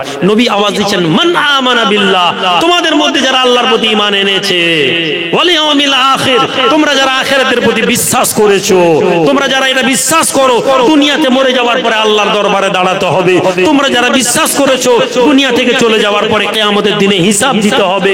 নবীজি বলেন, ওয়ালা তাবতাগুল মুসলিমুন ওয়ালা তাত্তাবিউ আওরাতাহুম, তোমরা মুসলমানের গীবত করো না, মুসলমানের দোষ ত্রুটিকে খুঁজে বেরিয়েও না। দাঁড়িয়ে যান রাজারহাট এলাকার যুবকেরা, জওয়ানেরা, দাঁড়িয়ে যান মুসলমানেরা, মুসল্লিরা, দাঁড়িয়ে যান সামিঈনরা, দাঁড়িয়ে যান শ্রোতা মণ্ডলী, আর দাঁড়িয়ে বলুন যে হুজুর, আমার মনের মধ্যে, আমার আমলের মধ্যে, আমার জীবনের মধ্যে এই আমল নেই যে আমি মুসলমানের গীবত করি, আমি মুসলমানের দোষকে ত্রুটিকে খুঁজে বেড়াই। দোষ ত্রুটি তো ছেড়ে দিন, আমরা বহতানে বিশ্বাসী, আমরা অপবাদে বিশ্বাসী। যুবক ছেলে কিছুদিনের জন্য বাইরে বেরিয়েছে, চলে গেছে দিল্লিতে, চলে গেছে বোম্বেতে, এসেছে গ্রামের মধ্যে, এসে অল্প সময়ের মধ্যে পাকা বাড়ি বানাচ্ছে। আপনার মনের মধ্যে কিন কিন কিন কিন করে ব্যথা হচ্ছে। সেদিন পর্যন্ত ওর বাবা আমার এখানে বসে চা খেত, আরে হঠাৎ পয়সা বানিয়ে নিয়েছে, চা দোকানে বসে, পান দোকানে বসে, ঘরের মজলিসে বসে, আরে কোথায় কি 2 নম্বরই করে কামাচ্ছে দেখ। এ কথা স্বাভাবিক কথা, এ কথা আমরা স্বাভাবিক ভাবে বলি। পাড়ার যদি কোনো গরিব ছেলে পয়সা কামিয়ে নেয়, আমরা এই কথা বলতে 1 সেকেন্ড দিদা লাগাই না। কোথায় কি আবার দেখ চুরি চামারি করে নিয়ে কার ডাকাতি করে নিল। হতে পারে ও চুরি করছে, হতে পারে ও ডাকাতি করছে, হতে পারে ও সোনার কাজে কিছু সোনা চুরি করছে, হতে পারে, আমি না বলছি না, ও তার হিসাব আল্লাহর দরবারে দিবে। যদি না হয়, হে আল্লাহর বান্দা, তুমি কি জানো এই কথা তোমাকে জাহান্নাম পর্যন্ত নিয়ে যাওয়ার জন্য যথেষ্ট? তুমি জানো না, তুমি ওয়াজের মজলিসে বসেছো, আমি রুহুল আমিন আমার কথা কালকে ভুলে গিয়ে আবার জীবন যাপন করবে, আমার পরে আবার কেউ বক্তা আসবে যারা তোমাকে এটা বলবে, আরে এখানে বসেছেন, এটা জান্নাতের বাগান, এখানে বসলেই জান্নাতি, আপনি সুবহানাল্লাহ বলে বলছেন এই বক্তাকে নিয়ে। আপনি ওয়াজ শুনে পরিবর্তন হওয়ার আকাঙ্ক্ষা রাখেন না, কেননা পরিবর্তন হতে গেলে আপনাকে ছোট হতে পারে। পরিবর্তন হওয়ার আকাঙ্ক্ষা রাখলে আপনাকে সমাজের কাছে হয়তো ছোট হয়ে যেতে পারে। কেন না, আপনি তহম্মত দিয়ে রেখেছেন। কিন্তু যদি আপনি জান্নাতি হতে চান, আপনি সাহাবীর কথা যদি শুনতেন, উনি বলছেন কোন মুসলমানের প্রতি আমার মনের মধ্যে কোনো ব্যথা নেই, কোন মুসলমানকে আমি মাফ করে দিই। আপনি মুসলমানকে মাফ করতে পারেননি, বরং আপনি বলেন কিয়ামত পর্যন্ত তোকে মাফ করব না। ঝগড়া হলে আমৃত্যু ওর সাথে কথা কাটাকাটি। নবীজি বলছেন 3 দিনের বেশি মুসলমান কথা বন্ধ করে রাখবে না। আপনি বলছেন মরে যাবো তবু তোর সাথে কথা বলবো না। আপনি কপাল কালো করে ফেলেছেন নামাজ পড়ে। সম্মানিত হাজিরিন, আমার আলোচনার দ্বিতীয় ধাপে প্রবেশ করার আগে শুনে নিন শেষ কথা। যারা আমলে বিশ্বাসী, যারা মনে করছেন অনেক নামাজ রোজা পড়ে নিয়েছি, আমি তাদের উদ্দেশ্যে বলছি, আসেন আরেকটি ছোট্ট হাদিসের আলোচনা করে আপনাদেরকে এটা বুঝিয়ে দিই যে নবীজি আসলে কি ইসলাম আমাদেরকে দিয়ে গেছেন। আল্লাহর নবী, দয়ার নবী, নূর নবী, পুর নবী, রাসূল আরবী বসে আছেন কোথায়? মসজিদে নববীতে। নবীজি বলেন কিয়ামতের দিনে মানুষকে তোলা হবে। সাহাবাদেরকে শোনাচ্ছেন নবী কিয়ামতের বিবরণ। কিয়ামতের দিনে সাহাবার তোলা হবে, প্রত্যেকে তার আমল নিয়ে উঠবে। আল্লাহ নবী বলেন একজন আমল নেকির পাহাড় নিয়ে একজন লোক উঠবে। নেকির পাহাড়, দুনিয়াতে কত আমল করেছে, প্রত্যেকে আমল দেখবে। আমল দেখানো হবে না? কিয়ামতের দিন আমল দেখতেন তো নাকি? না, দেখানো হবে না। মিসকাল যাররাতিন খাইরান ইয়ারা, বিন্দু পরিমাণ ভালো আমল ওটাও দেখতে পাবেন। মিসকাল যাররাতিন শাররান ইয়ারা, বিন্দু পরিমাণ খারাপ আমল দেখানো হবে। আর কি করা হবে? ওয়ানাদাউল মাওয়াজিনাল কিসতা লিয়াউমিল কিয়ামা। হে আল্লাহর বান্দা, কোরআনটা খুলে দেখে নাও। যে ধর্মকে তুমি হালুয়া মনে করো, যে ধর্মকে তুমি লাড্ডু মনে করো, যে ধর্মকে তুমি 10,000 বিনিময়ে জান্নাত মনে করো, সেই ধর্মের কিতাবে একথা বলা নেই। হে যুবকেরা, জওয়ানেরা, ইহুদিরা ধর্ম মানে না, তারা মনে করে তাদেরকে জান্নাতে দিয়ে দেওয়া হবে। নাসারারা ধর্ম মানে না, তারা মদ খায়, জিনা করে, ব্যভিচার করে, মানুষ হত্যা করে। তারা মনে করে যে ঈসা নবী তাদেরকে জান্নাতে নিয়ে চলে যাবেন। মুশরিকরা মনে করে তাদের লাত, ওয়াজ্জা, মানাতের মতন যারা দেবতা আছে, যারা তাদের দেবতাকে পূজা করে, তারা মনে করে ওই দেবতা তাদেরকে জান্নাত দিয়ে দেবে। আল্লাহর কোরআন বলে তোমাদের আমল তোমাদেরকে দেখানো হবে এবং তোমাদের আমল তোলা হবে। ওয়ানাদাউল মাওয়াজিনাল কিসতা লিয়াউমিল কিয়ামা ফালা তুজলিমু নাফসুন শাইয়া। হে যুবকেরা, জওয়ানেরা, আল্লাহর কোরআন বলে और तोला जाएगा इंसाफ का तराजू, इंसाफ का तराजू तोला जाएगा और किसी पे जुल्म ना होगी, नहीं किया जाएगा किसी पर जुल्म। পীর সাহেব, মৌলী সাহেব, হুজুর সাহেব তো অনেক নিচে মিয়া। নবীরা থরথর করে কাঁপবেন কিয়ামতের দিনে। আর আপনি বলছেন আমার হুজুর আমাকে জান্নাতে নিয়ে চলে যাবে। আপনি বলছেন আমি হজ করেছি, আমি জান্নাতে চলে যাব। আপনি বলছেন আমি চিল্লা দিয়ে দিয়েছি, আমি জান্নাতে চলে যাব। আপনি চিল্লা দিয়েছেন। কেউ বলছে ভাই নবিয়ানা আমল হয়ে গেছে জান্নাতে যাওয়ার জন্য, সাহাবিয়ানা আমল। আপনি গিয়ে পীর সাহেবের হাতে নজরানা দিয়ে বলছেন একদম। নবীরা থরথর করে কাঁপবেন। ইব্রাহিম নবী, ঈসা নবী, মুসা নবীর মতো নবীরা আল্লাহ পাকের সামনে দাঁড়াতে ভয় পাবেন। আর আপনি নিশ্চিত হয়ে আছেন আপনি মরলে আপনি জান্নাতে পেয়ে যাবেন। কেন না? আপনাকে জান্নাতে যাওয়ার ব্যাপারে আপনাকে বলা হয়নি। কোরআনের মধ্যে কি কথা বলা হয়েছে আপনি জানেন না। কিসসা এবং কাহিনীর উপরে নির্ভর করে আপনি ধর্মকে বিশ্বাস করে বসে আছেন, যা আপনার জন্য বড় বিপদ, আমার জন্য বড় বিপদ। হ্যাঁ, আপনি যদি জেনে নিতেন আপনি পীর সাহেবকেও যে ধরেছেন ওই ধরাটাও সঠিকভাবে ধরতেন। আপনি পীর সাহেবকে ধরেছেন কিন্তু আপনি পীর সাহেবকে ধরেননি। আমি আমার আলোচনার দ্বিতীয়ার্ধে আসবো, প্রথমার্ধের আগে আপনাকে এই বিষয়টা আগে বুঝিয়ে দিই। নবীজি বলছেন কিয়ামতের দিনে আমল নিয়ে উঠবে, কিয়ামতের দিনে আমল নিয়ে উঠবে এবং এই আমল লোকেরা দেখবে আর বলবে ভাই এ লোক তো জান্নাতি, এত নেকি। এরপরে যখন আল্লাহ ইনসাফের তারাজু তোলা হবে, দাঁড়িপাল্লা তোলা হবে, মিজানের সামনে যখন তাকে দাঁড় করানো হবে, ওই ব্যক্তির সামনে লম্বা কাতার দাঁড়িয়ে যাবে। জিজ্ঞেস করা হবে কে? বলা হবে এরা পাওনাদার। ওই লোকেরা বলবে আমরা পাওনাদার। দুনিয়ার জমিনে পাওনাদারকে আপনি তাড়িয়ে দিয়েছেন। দুনিয়ার জমিনে পাওনাদার এসছে ক্লাবের ছেলেদেরকে 500 টাকা 50,000 টাকা দিয়ে বলছেন ভাই ওকে বিচার ঠিক করে তাড়িয়ে দে, তোদেরকে 50,000 দিব। পাওনাদার এসছে ভাই 5 লাখ টাকা পাই, তাড়িয়ে দিয়েছেন। দুনিয়ার জমিনে পাওনাদার সামনের দরজা আসছে, আপনি পিছনের দরজা দিয়ে পালিয়ে গেছেন। কিন্তু আজ পালানোর কোনো জায়গা নেই। ফালা তুজলিমু নাফসুন শাইয়া, কারো উপরে আজকে জুলুম হবে না, কারো উপরে না ইনসাফি হবে না। মহান রব নিজে ঘোষণা দিচ্ছেন আমি বিচার করব এবং বিচার ওয়ানাদাউল মাওয়াজিনাল কিসতা লিয়াউমিল কিয়ামা, কিয়ামতের দিনে ইনসাফের দাড়ি পাল্লা তোলা হবে। সোনার দোকানে যেমন বাতাসকে ধরে এয়ার টাইট করে ওজন করা হয়, এর চেয়েও সূক্ষ্মভাবে ওজন করা হবে, যেখানে বিন্দু পরিমাণ কোনো না ইনসাফের জায়গা থাকবে না। বান্দা দাঁড়াবে সামনে লম্বা কাতার, বান্দার কাছে নেকির পাহাড়। বান্দা এই জান্নাতে গেল বলে এমন সময় বলা হবে তোমরা কারা? আমরা পাওনাদার। কি চাই? হে আল্লাহ তোমার এই বান্দা নেককার বান্দা, নেকি করেছে, দুনিয়ার জমিনে আমার নামে অপবাদ দিয়েছিল আমি চোর। আল্লাহ তুমি জানো আমি চুরি করি, এই ব্যক্তি চোর অপবাদ দিয়েছে। উদাহরণগুলো আমি দুনিয়াবি উদাহরণ দিয়ে বোঝাচ্ছি। হক তালফি যে বিষয়গুলো আমাদের হয়ে থাকে, আমরা যে মানুষের হক নষ্ট করি সেই হক নষ্টের বিষয়টা বলছি।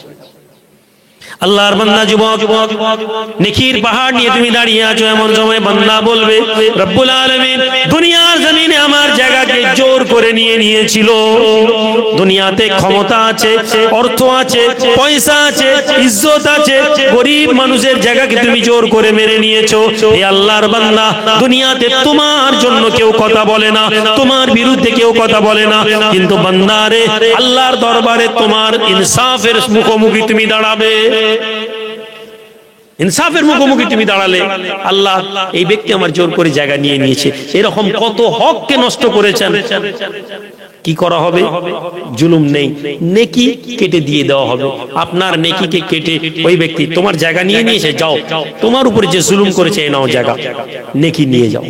বান্দা নেকি পেয়ে খুশি, তোমাকে অন্যায় ভাবে তোমাকে মানুষের কাছে মেরেছিল, থাপ্পড় মেরেছিল, জুলুম করেছিল, নেকি নেকি নিয়ে নাও, নেকি নেকি নিয়ে নাও। বান্দার পাহাড় পরিমাণ নেকি কাটবে কাটবে কাটবে কাটবে কাটবে, কাটতে কাটতে কাটতে কাটতে কাটতে জিরো। অপোজিট সাইডে কাতারের লোক থাকবে, we are still here, oh my lord, we are still here, we need justice, a true justice, what we have ordered to us, যা আপনি আমাদেরকে বলেছিলেন, যা আমাদেরকে অর্ডার দিয়েছিলেন, সেই অর্ডারের আকাঙ্ক্ষায় আমরা এখানে এসেছি। একটু নেকি শেষ, আমাদের কি হবে? আমাদের এখনো বিচার হয়নি, ও তো অ্যাকাউন্ট জিরো। আল্লাহ বলেন ফালা তুজলিমু নাফসুন শাইয়্যা, আজকে কারো উপর জুলুম করা হবে না। এসো, তোমাদের বিচারে তোমাদের গুনাহ আছে, কি করেছিল এই কাজ। আল্লাহ সতী সাবিত্রী, বাংলা যাকে আমরা বলি, মানে ভালো পুণ্যবতী মহিলা, তাদের চরিত্রের উপরে অপবাদ দেয় একদল মানুষ, চরিত্র খারাপ। আপনি রাস্তা দিয়ে চলে যাচ্ছেন, আপনার পাড়ার মেয়ে, আপনার এলাকার মেয়ে রাতের বেলায় হেঁটে হেঁটে যাচ্ছে, বিয়ে হয়েছিল 2 বছর, স্বামীকে নিয়ে রাজারহাটে মোটরসাইকেল যেতে যেতে অ্যাক্সিডেন্ট হয়েছে, মারা গেছে। মারা যাওয়ার পরে 2-3 দিন আমরা গ্রামের লোক, এলাকার লোক, ভাই কিছু যা, যদি কিছু লাগে ভাবি, বোন কিছু লাগে, কত কথা বলেছি। তারপর 3 দিনের পর 4 দিনের মাথায় আমরা ভুলে গেছি ওই এলাকায় আজ জলসা কমিটির যিনি প্রেসিডেন্ট, আজকে গ্রাম কমিটির যিনি সেক্রেটারি, যে যুবক, কাল সে মরে গেলে পরশুদিন তার পরিবারের খবর নেওয়ার লোক থাকবে না। এই সমাজ, এটা মুসলমান সমাজ। কিন্তু তোমাকে এটা, তোমাকে এই সমাজ দিয়ে জাননি রাসূলুল্লাহ সাল্লাল্লাহু আলাইহি ওয়াসাল্লাম। জানা একটু চাচিকে গিয়ে বল না, চাচাকে গিয়ে বল না যে আজকে কিছু ভাইটা খুব শরীর খারাপ, চাচা কিছু সাহায্য করো। তোমার স্ত্রী বলছে রাখো তো, তুমি কি দুনিয়াতে সবাইকে দিবে?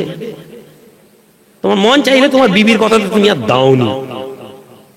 ঈদ হয়েছে, তোমার মনের মধ্যে এটা হয়নি হে যুবক যে আমার ভাতিজা এতিম ছেলে, ওর জন্য কিছু দায়িত্ব। ভাতিজা নেই, তোমার গ্রামের যুবকরা, যে গ্রামের যুবকরা জলসাতে 1 লক্ষ টাকা খরচা করে, সেই গ্রামের যুবকেরা একটা এতিম মেয়েকে সারা বছর পালন করার ক্ষমতা রাখেনি। যে গ্রামে 100 হাজার লক্ষ লক্ষ লক্ষপতি কোটিপতি যে গ্রামে থাকে, সেই গ্রামে 4টা বিধবা মেয়ের দায়িত্ব নেওয়ার ক্ষমতা মুসলমানের নেই। আমরা বলছি আমরা মুসলমান, আমরা এসেছি জলসা শুনতে, আমরা এসেছি ওয়াজ শুনে আল্লাহর জান্নাত পেতে। আপনি মনে করেছেন আমি আপনাকে ওয়াজ করতে এসেছি মানে আমি আপনাকে দুটো কিসসা শুনি সুবহানাল্লাহ বলে ঘর ছেড়ে দেব।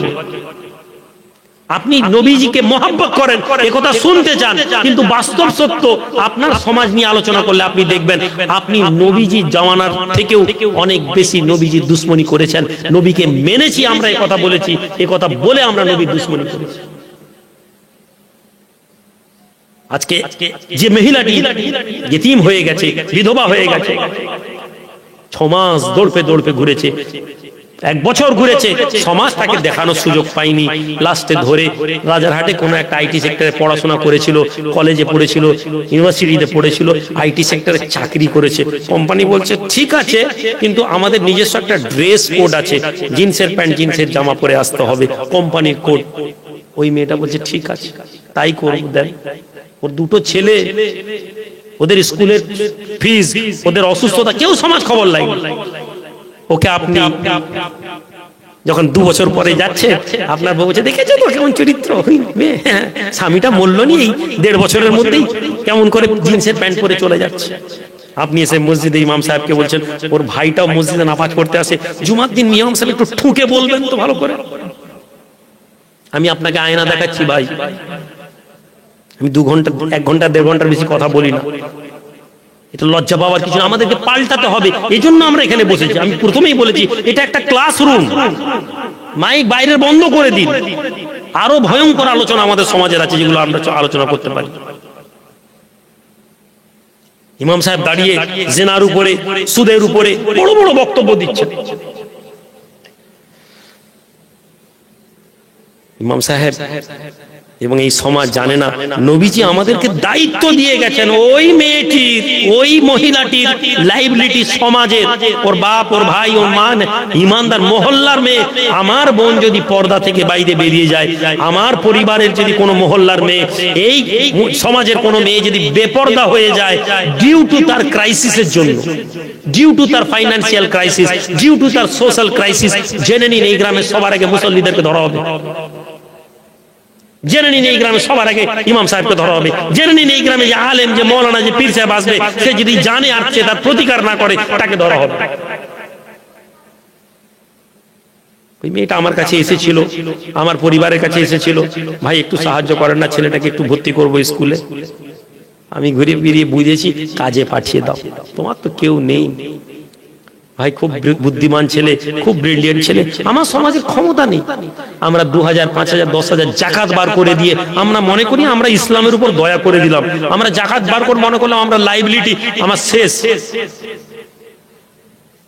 অথচ আল্লাহর কোরআন বলছে, ইয়া আইয়ুহাল্লাযীনা আমানু হাল আদুল্লুকুম আলা তিজারাতিন তুনজিকুম মিন আযাবিন আলীম تؤمنون بالله ورسوله وتجاهدون في سبيل الله بأموالكم وأنفسكم ذلكم خير لكم إن كنتم تعلمون। হে বিশ্বাসীরা, আল্লাহর কোরআন বলে আমি তোমাদেরকে একটি তিজারতের কথা বলে দিব। হাল আদুল্লুকুম আলা তিজারাতিন তুনজিকুম মিন আযাবিন আলীম, আল্লাহর আযাব থেকে তোমাদেরকে হেফাজত করবে। যুবকরা, জওয়ানেরা, সারা জীবন ব্যবসা খুঁজেছো, যারা জীবন বাণিজ্য খুঁজেছো, আল্লাহর কোরআন ব্যবসার কথা বলে। এমন কি ব্যবসা তোমাদেরকে জানিয়ে দিব। আল্লাহর কোরআন বলছে, হে ঈমানদারেরা, তোমাদেরকে কি এমন ব্যবসার কথা জানিয়ে দেব যা তোমাদেরকে আল্লাহর আযাব থেকে হেফাজত করবে। কি ব্যবসা? তুমিনুনা বিল্লাহ, আল্লাহর প্রতি বিশ্বাস আনো। হে মুসলমান, আল্লাহর প্রতি বিশ্বাস আনো। আজ আমাদের আল্লাহর প্রতি বিশ্বাস নেই। আল্লাহর প্রতি বিশ্বাস যদি আমাদের থাকতো, আল্লাহর প্রতি যদি আমাদের ইয়াকিন থাকতো, আমরা কখনো ইজ্জতের জন্য ছুটে বেড়াতাম না, আমরা কখনো সম্মানের জন্য ছুটতাম না। তুমিনুনা বিল্লাহি ওয়া রাসূলিহি, এবং রাসূলের প্রতি বিশ্বাস আনো। রাসূল বলছেন, ঠিক ওই ব্যক্তির উপরে লানত, ওই ব্যক্তির উপরে ঠিক ওই ব্যক্তির উপরে আবদাদ দিনার, যে পয়সার গোলামি করে, ওর উপরে ঠিক, আর হচ্ছে যে সম্মানের গোলামি করে। আলেম ওলামা, আমাদের মতন পীর সাহেব, মুলি সাহেবরা, যারা সম্মানের ভিখারি, আমরা ইজ্জতের ভিখারি, সমাজের মৌলানা, ইমাম, আমরা যাদেরকে দেখে সমাজ শিখবে, আমরা সম্মান, ইজ্জতের, পয়সার পিছনে ছুটছি। আমরা আশা করছি আমাদের অনুসারীরা নেক হয়ে যাক। নবীজি বলছেন তাদের উপরে ধিক, যারা এই দুটোর উপরে গোলামি করে। আল্লাহ বলছেন তোমরা আল্লাহর প্রতি বিশ্বাস রাখো। আমি আল্লাহ বলছি যে মুমিনরা কামিয়াব। ইজ্জত আল্লাহ এবং তার রাসূলের জন্য, ওয়ালিল মুমিনিন, এবং মুমিনদের জন্য। ইজ্জত আল্লাহর পক্ষ থেকে মুমিনদের জন্য নির্ধারণ করা হয়েছে। আমি মুমিন হতে চাই না, আমি দুনিয়াতে পয়সা কামিয়ে ইজ্জত কিনতে চাই। আপনি আজকে আপনার ওই চাস্তো ভাইয়ের স্ত্রীকে রাতের বেলা যাচ্ছে, আপনি চা দোকানে পা তুলে বলছেন সব চরিত্রহীন লম্পট মেয়ে, আপনি বলে দিলেন। মজবুরিতে হয়তো কোথাও চরিত্র খারাপ করেছে, হয়তো হতে পারে, নাও হতে পারে। আমি আপনার বিরোধিতা করার জন্য ওয়াজ করছি না, আমি আপনাকে একটা চান্স দিচ্ছি, হয়তো আপনি ঠিক। কিন্তু যদি না ঠিক হয়, আপনি কি জানেন ওই মেয়ে কিয়ামতের দিনে উঠবে, ফেরেশতা জানিয়ে দিবে তোমার চরিত্র নিয়ে এই কথা বলেছিল। হায় আল্লাহ, আপনি জানেন আমি পেটের দায়ে ঘর থেকে বেরিয়েছি, আপনি জানেন পেটের দায়ে আমি পর্দা থেকে বেরিয়েছি, আমার সমাজ আমার পয়সা দেয়নি, আমার সমাজ আমার জিম্মেদারি নেয়নি, আমার সমাজের জিম্মেদারি আপনার হাবিব দিয়ে গিয়েছিলেন।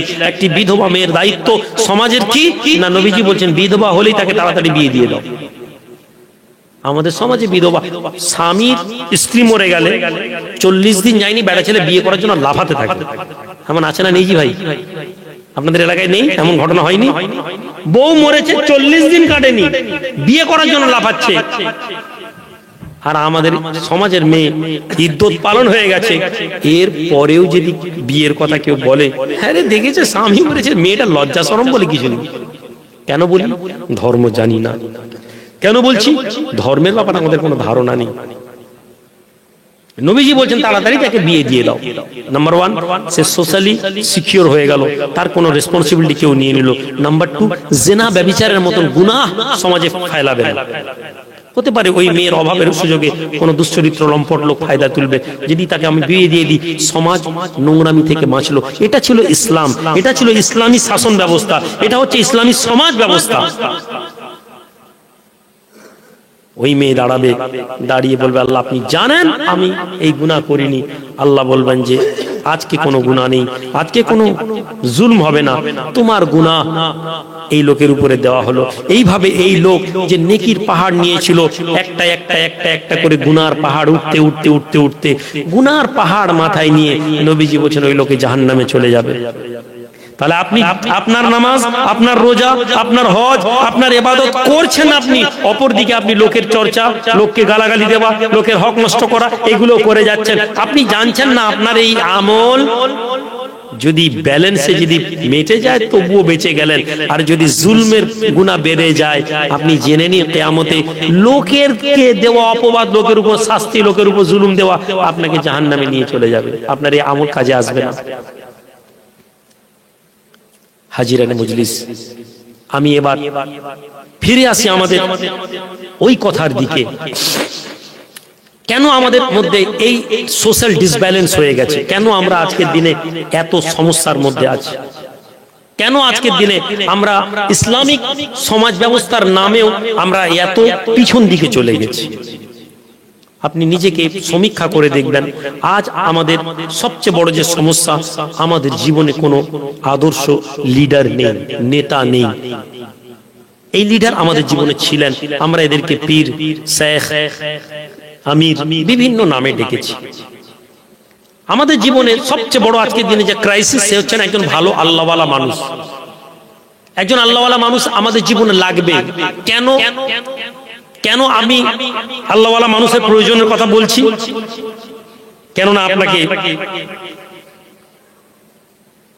হাদিসের একটা অংশ শোনাই, তারপরে আমি দুনিয়ার বিষয়ে আসবো। কিয়ামতের দিনে দুনিয়ার জমিনে যখন মানুষের বিচার হয়ে যাবে, জান্নাতীরা জান্নাতে চলে যাবে, জাহান্নামীরা জাহান্নামে চলে যাবে, এরপরে জান্নাতীরা নিজেদের মধ্যে আসর বসাবে। জোরে বলি সুবহানাল্লাহ। সুবহানাল্লাহ বলবেন না? জান্নাতীরা আসর বসাবে, সেখানে জান্নাতীরা আলোচনা করবে, অমুক লোক কই, অমুক লোক কই। তখন কেউ কেউ বলবে অমুক লোক জাহান্নামে আছে, তার আমল খারাপ হওয়ার জন্য। তখন একজন জান্নাতি আল্লাহর দরবারে দোয়া চাইবে, হাত তুলে বলবে আল্লাহ অমুক লোক দুনিয়াতে আমাদের সাথে সম্পর্ক রেখেছিল, আয় আল্লাহ আজকে সে নেই, আল্লাহ তাকে আজকে জান্নাতে দেওয়া হোক। আমি সেই লোকটা ছাড়া আমার মনটা অপূর্ণ। কে বলছেন? এই ঘটনা বলছেন হাসান আল বসরি রাহমাতুল্লাহ আলাইহি, হাদিসকে কোট করে তিনি এই ঘটনা আমাদেরকে শোনাচ্ছেন, এবং কোরআনের মধ্যে ঘটনা আছে। এই বিষয়টা কোরআনের দলিল দিচ্ছে। আল্লাহর বান্দা হাসান আল বসরি রাহমাতুল্লাহ আলাইহি বলেন, জান্নাতীদের মধ্যে একজন জান্নাতি আল্লাহর দরবারে দোয়া করবে, হে রব্বুল আলামিন, দুনিয়ার জমিনে অমুক ব্যক্তি আমাদের সাথে সম্পর্ক রেখেছিল, ওই ব্যক্তি আজকে আমাদের সাথে নেই। দুনিয়ার ওই সাথী, দুনিয়ার ওই সঙ্গীর জন্য আজকে আমাদের মনটা খারাপ। হে আল্লাহ, ওই ব্যক্তিকে যদি আজ আমাদের সঙ্গী বানিয়ে দেওয়া হতো। দয়ার নবী রাহমাতুল লিল আলামিন, দুনিয়ার জমিনে আল্লাহ নবী বলেন কিয়ামতের দিনে আল্লাহর একদল বান্দারা দোয়া চাইবে, আল্লাহ দুনিয়াতে আমাদের সাথে একদল লোক থাকতো যারা আমাদের খুশিতে খুশি হতো, যারা আমাদের কষ্টে কষ্ট পেত। আয় আল্লাহ, ওই ব্যক্তি ছাড়া আজ আমরা জান্নাতে যাব না। আল্লাহ পাক বান্দাকে বলবেন যাও, যাকে পছন্দ করো ওই ব্যক্তিকে নিয়ে জান্নাতে যাও। ওই দুনিয়ার ব্যক্তি, ওই জান্নাতি ব্যক্তি ওকে নিয়ে জান্নাতে চলে যাবে। জোরে বলি সুবহানাল্লাহ। আল্লাহু আকবার, আল্লাহু আকবার। ফিরে আসি, জাহান্নাম থেকে ফেরেশতা বলবে এই অমুকের ছেলে অমুককে বলা হবে যাও তুমি জান্নাতে চলে যাও। জাহান্নামীরা জাহান্নামে একত্রিত হবে, কোরআনের মধ্যে এসেছে। তারা বলতে লাগবে অমুকের ছেলে অমুককে আজকে জান্নাতে নিয়ে যাওয়া হয়েছে। কে তার সুপারিশ করলো? তার কি বাপ শহীদ ছিল? শহীদ যিনি হবেন তিনি তার ছেলেকে জান্নাতে নিয়ে যাবেন, শহীদ যিনি হবেন তিনি তার বাপকে জান্নাতে নিয়ে যাবেন। বলা হবে না, জাহান্নামের আওয়াজ দেবে ওই ব্যক্তিকে কি আজকে আর কি কোনো সন্তান জান্নাতি ছিল, সে কি কোনো জান্নাতি পিতা ছিল, অথবা সে কি কোনো জান্নাতি শহীদের পুত্র ছিল? বলা হবে না। তখন জাহান্নামীরা বলতে লাগবে তার জন্য কি কোনো আম্বিয়া সুপারিশ করেছেন নাকি, কোনো নবী সুপারিশ করেছেন নাকি? বলা হবে না।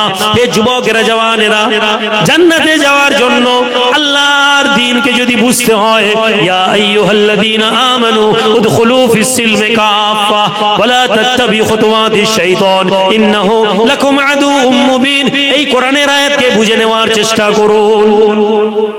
আমি এতক্ষণ একটা টপিকের আলোচনা করেছি, দ্বিতীয় টপিক প্রথম টপিকের সাথে কনটেক্সটের বিরোধী, কিন্তু দুটোই ইসলাম।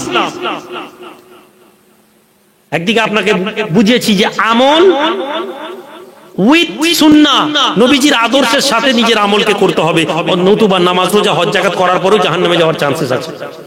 নাম্বার 2, কিছু সিমটম, কিছু কর্ম এমনও আছে যা আমাদেরকে ডাইরেক্ট জান্নাতে নিয়ে যাওয়ার কথা বলে হাদিসের মধ্যে, এটাও জানতে হবে। কেউ আম্বিয়া নবী সুপারিশ করলেন, আজ আমাদের মধ্যে একদল যুবক ছেলেদের ধারণা জান্নাতে কেউ কাউকে নিয়ে যেতে পারবে না। আপনি দেখবেন ইউটিউব, ইন্টারনেটের মধ্যে এমন বক্তব্য অসংখ্যভাবে ভাইরাল হচ্ছে যে কেউ জান্নাতে কাউকে নিয়ে যেতে পারবে না, আমল শুধু জান্নাতে নিয়ে যাবে। অথচ আপনি যদি হাদিসের ডেপথে যান, আপনি দেখবেন আমল, কখনো কখনো আমল আপনার জন্য যথেষ্ট নয় জান্নাতে যাওয়ার জন্য। আমলের পূর্বে ওই যে আকীদা, ওই যে ইসলামের আদর্শ, নবীজির হুকুম, এগুলো যদি পরিপূর্ণতা না থাকে তাহলে এই আমলগুলো আমাদের জন্য উপকারে আসবে না। না হলে মুনাফিকদের নামাজ কাজে এসে যেত, যদি প্লেন নামাজ জান্নাতে দিয়ে চলে যেত, মুনাফিকদের নামাজ জান্নাতে দিয়ে চলে যাবে মুনাফিকদেরকে, নাউজুবিল্লাহ। মুনাফিকরা জান্নাতে যাবে না, যদিও তাদের কাছে নামাজ আছে, যদিও তাদের কাছে জিহাদ আছে।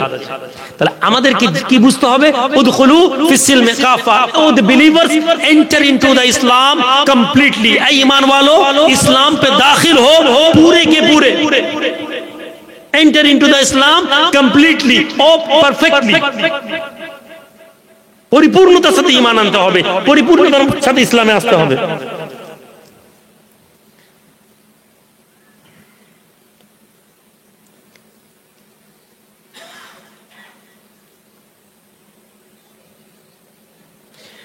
প্রথম কথা ভাই, আমি মুফতি না, কে লিখেছেন আমি জানিনি, মেবি ভুল হতে পারে, মুফতি লিখেছেন, আমি আলোচনা করে নিচ্ছি ইনশাআল্লাহ। ফতোয়া দিব না, মাসলা আলোচনা করার ইমামদের আলেমদের টুকটাক অনুমতি আছে, এবং আমি যে কথাগুলো বলবো এটা সমাজের উপর লাগু হবে না, মানে আমার কথা মানতেই হবে এমন কোনো কথা নেই। আল্লাহ রাব্বুল আলামিন কোরআনে বলেছেন উদখুলু ফিস সিলমি কাফা, কোরআনের মধ্যে ইসলামের মধ্যে প্রবেশ করো। ইসলামের মধ্যে প্রবেশ কিভাবে করব আমি আপনাদেরকে এই বিষয়টা জানানোর জন্য বললাম। তাদেরকে জিজ্ঞেস করা হবে যে কেউ কি এদেরকে জান্নাতে কে নিয়ে গেল? কোন আম্বিয়া, রাসূল, আম্বিয়ারা কেউ সুপারিশ করলেন?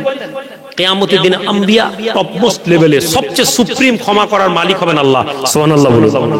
আফটার সেকেন্ডারি নবীন, নবীরা জান্নাতে নিয়ে যাবেন গুনাহগার। আশ-শাফাউ মিন উম্মতি লিল আহলিল কাবাইর, আমার আহলে কাবাইর উম্মতের মধ্যে যারা কবিরা গুনাহ করবে আমি রাসূলুল্লাহ তাদের জন্য সুপারিশ করব। যারা মসজিদে নববীতে গেছেন, যারা রাসূলুল্লাহর রওজাতে সালাম দিতে গেছেন, আপনারা দেখবেন সালাম দেওয়ার পূর্বেই এই হাদিসটি বড় বড় করে লেখা আছে, আমার উম্মতের মধ্যে আহলে কাবাইর যারা, তাদের জন্য আমি নবী জান্নাতে সুপারিশ করব। অর্থাৎ জাহান্নামীদেরকে নবী জান্নাতে নিয়ে যাবেন। জোরে বলুন সুবহানাল্লাহ। এটা ইসলাম। সবচেয়ে বেশি জাহান্নাম থেকে জান্নাতে নিয়ে যাওয়ার পাওয়ার আল্লাহ, আল্লাহ সুবহানাহু ওয়া তাআলা।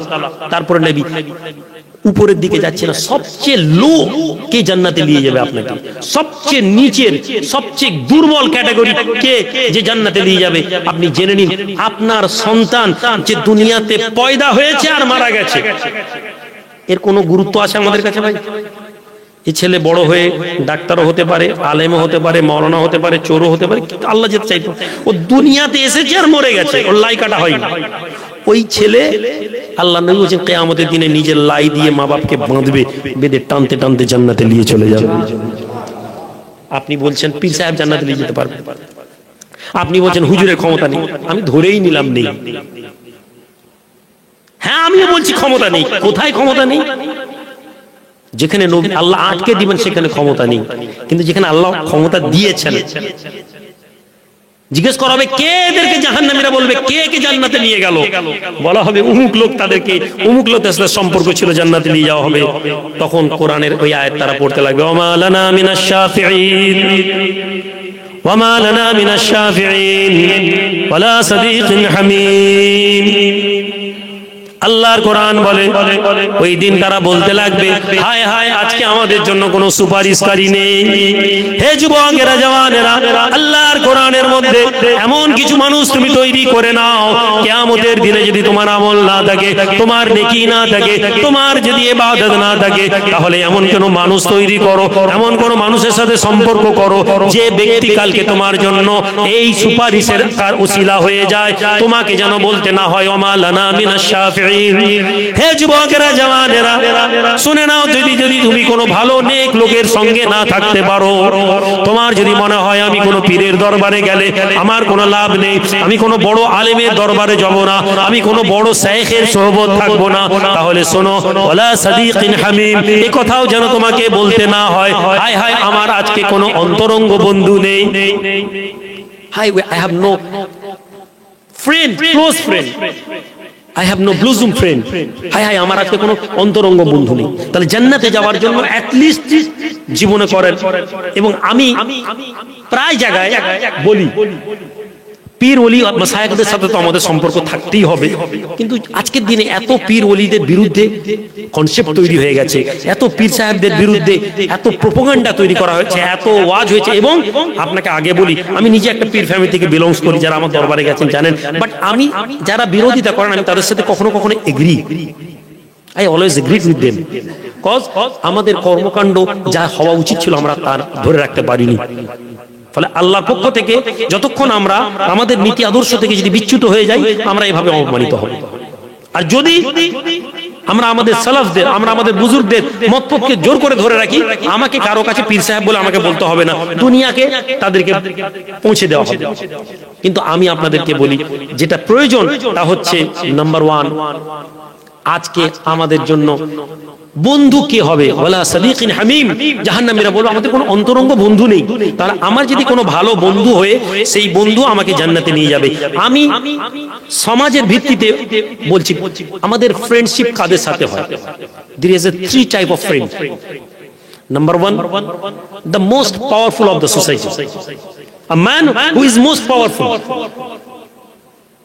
আপনার বন্ধু আপনি কাকে টার্গেট করেন?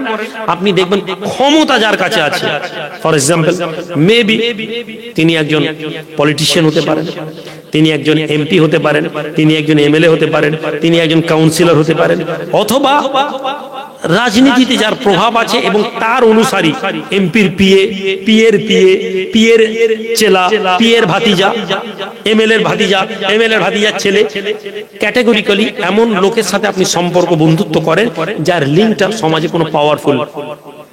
নাম্বার 2,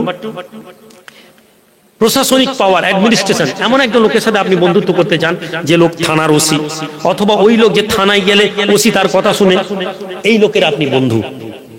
নাম্বার 2, আপনি কার বন্ধু?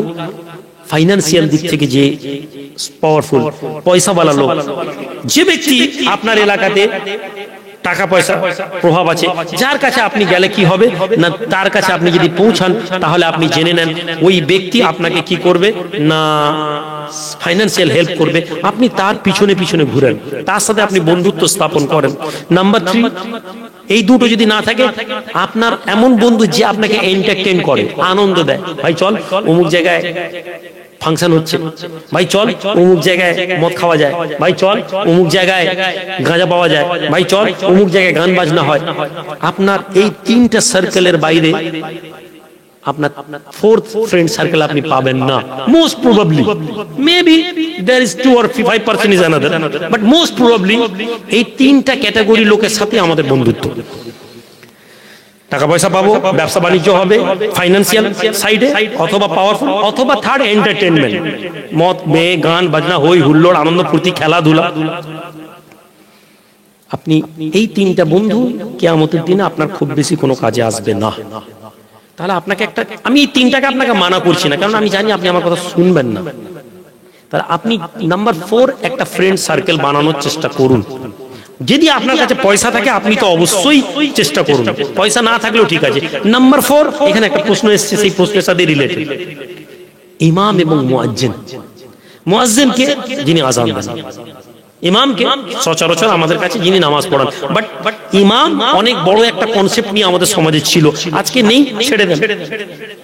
আপনি যদি একটু ফাইন্যান্সিয়াল দিক থেকে পয়সাওয়ালা লোক হন, অর্থনৈতিক দিক দিয়ে একটু যদি মজবুত লোক হন, আপনাকে আমি সাহায্য করছি যে আপনি এলাকার ইমাম অথবা মুয়াজ্জিনের সাথে সম্পর্ক স্থাপন করুন এবং এতটা স্পেস তাকে দেন, এতটা জায়গা তাকে দেন যে তিনি আপনাকে যেন বলতে পারেন ভাই চলো নামাজ পড়তে যাবেন।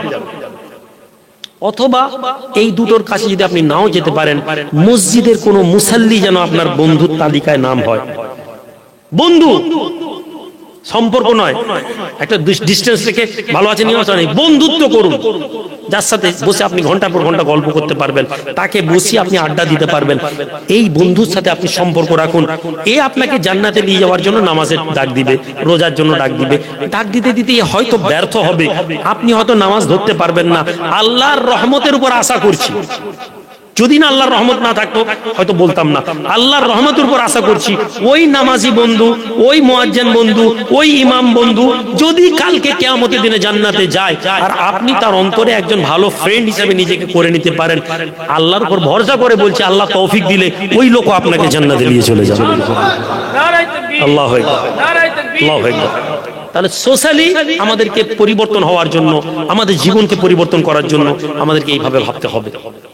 যদি না পাই তাহলে আপনি চেষ্টা করবেন যে আপনার জীবনে সবচেয়ে জরুরি যেটা, সেটা হচ্ছে যে আপনি অ্যাটলিস্ট কোনো মাদ্রাসার, যদি ইয়াং ছেলে হন, মাদ্রাসার কোনো ছেলের সাথে সম্পর্ক স্থাপন করুন।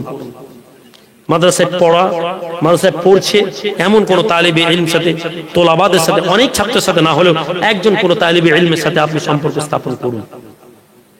তাহলে কিয়ামতের দিনে ওয়ালা সাদিকিন হামিম, হাই হাই আমার কোনো অন্তরঙ্গ বন্ধু নেই, এটা কমসে কম যেন বলতে না হয়। ফিরে আসি আপনাদের কাছে যে আমাদের জীবনে মাসায়েখদের, আমাদের জীবনে আল্লাহওয়ালা মানুষদের প্রয়োজনীয়তা কেন। আজ আমরা যারা এখানে এসে বসেছি, আজকে আমরা যারা বসেছি, আমাদের সমাজের মধ্যে একটি ধারা চলছে অ্যান্টি পীর, অ্যান্টি ইমাম, অ্যান্টি মাসায়েখ, অ্যান্টি আউলিয়া। কেন? পীর ওলিয়া আউলিয়াদেরকে নিয়ে এত বিভ্রান্তকর কথাবার্তা হয়েছে, এত বেশি বাজে বাজে কথা সমাজে ছড়িয়ে গেছে যে একদল আলেম শুদ্ধিকরণ করার চেষ্টা করেছে। এটা একটা ভালো কনসেপ্ট। আমি জামিয়া ইসলামিয়া মদিনা মুনাওয়ারা ইউনিভার্সিটিতে আমার একজন বড় প্রফেসরের সাথে খুব ভালো লিঙ্ক ছিল, আমি ওনার সাথে কথা বলতাম। তার আগে আমি বলি মাওলানা আইনুল বারী আলিয়াবি, উনি আমার ওস্তাদ হন আলিয়া মাদ্রাসা, এবং আমার আব্বার ওস্তাদ হতেন। মাওলানা আইনুল বারী সাহেবের সাথে আমার খুব ক্লোজ রিলেশন থাকে। ওনার ক্লাসের পর আমি ওনার কলকাতায় ওনার লাইব্রেরিতে আমি বসতাম, মন দিয়ে শোনেন। আমি কোনো পার্টিকুলার কোনো ভাবনার বিরোধী নই,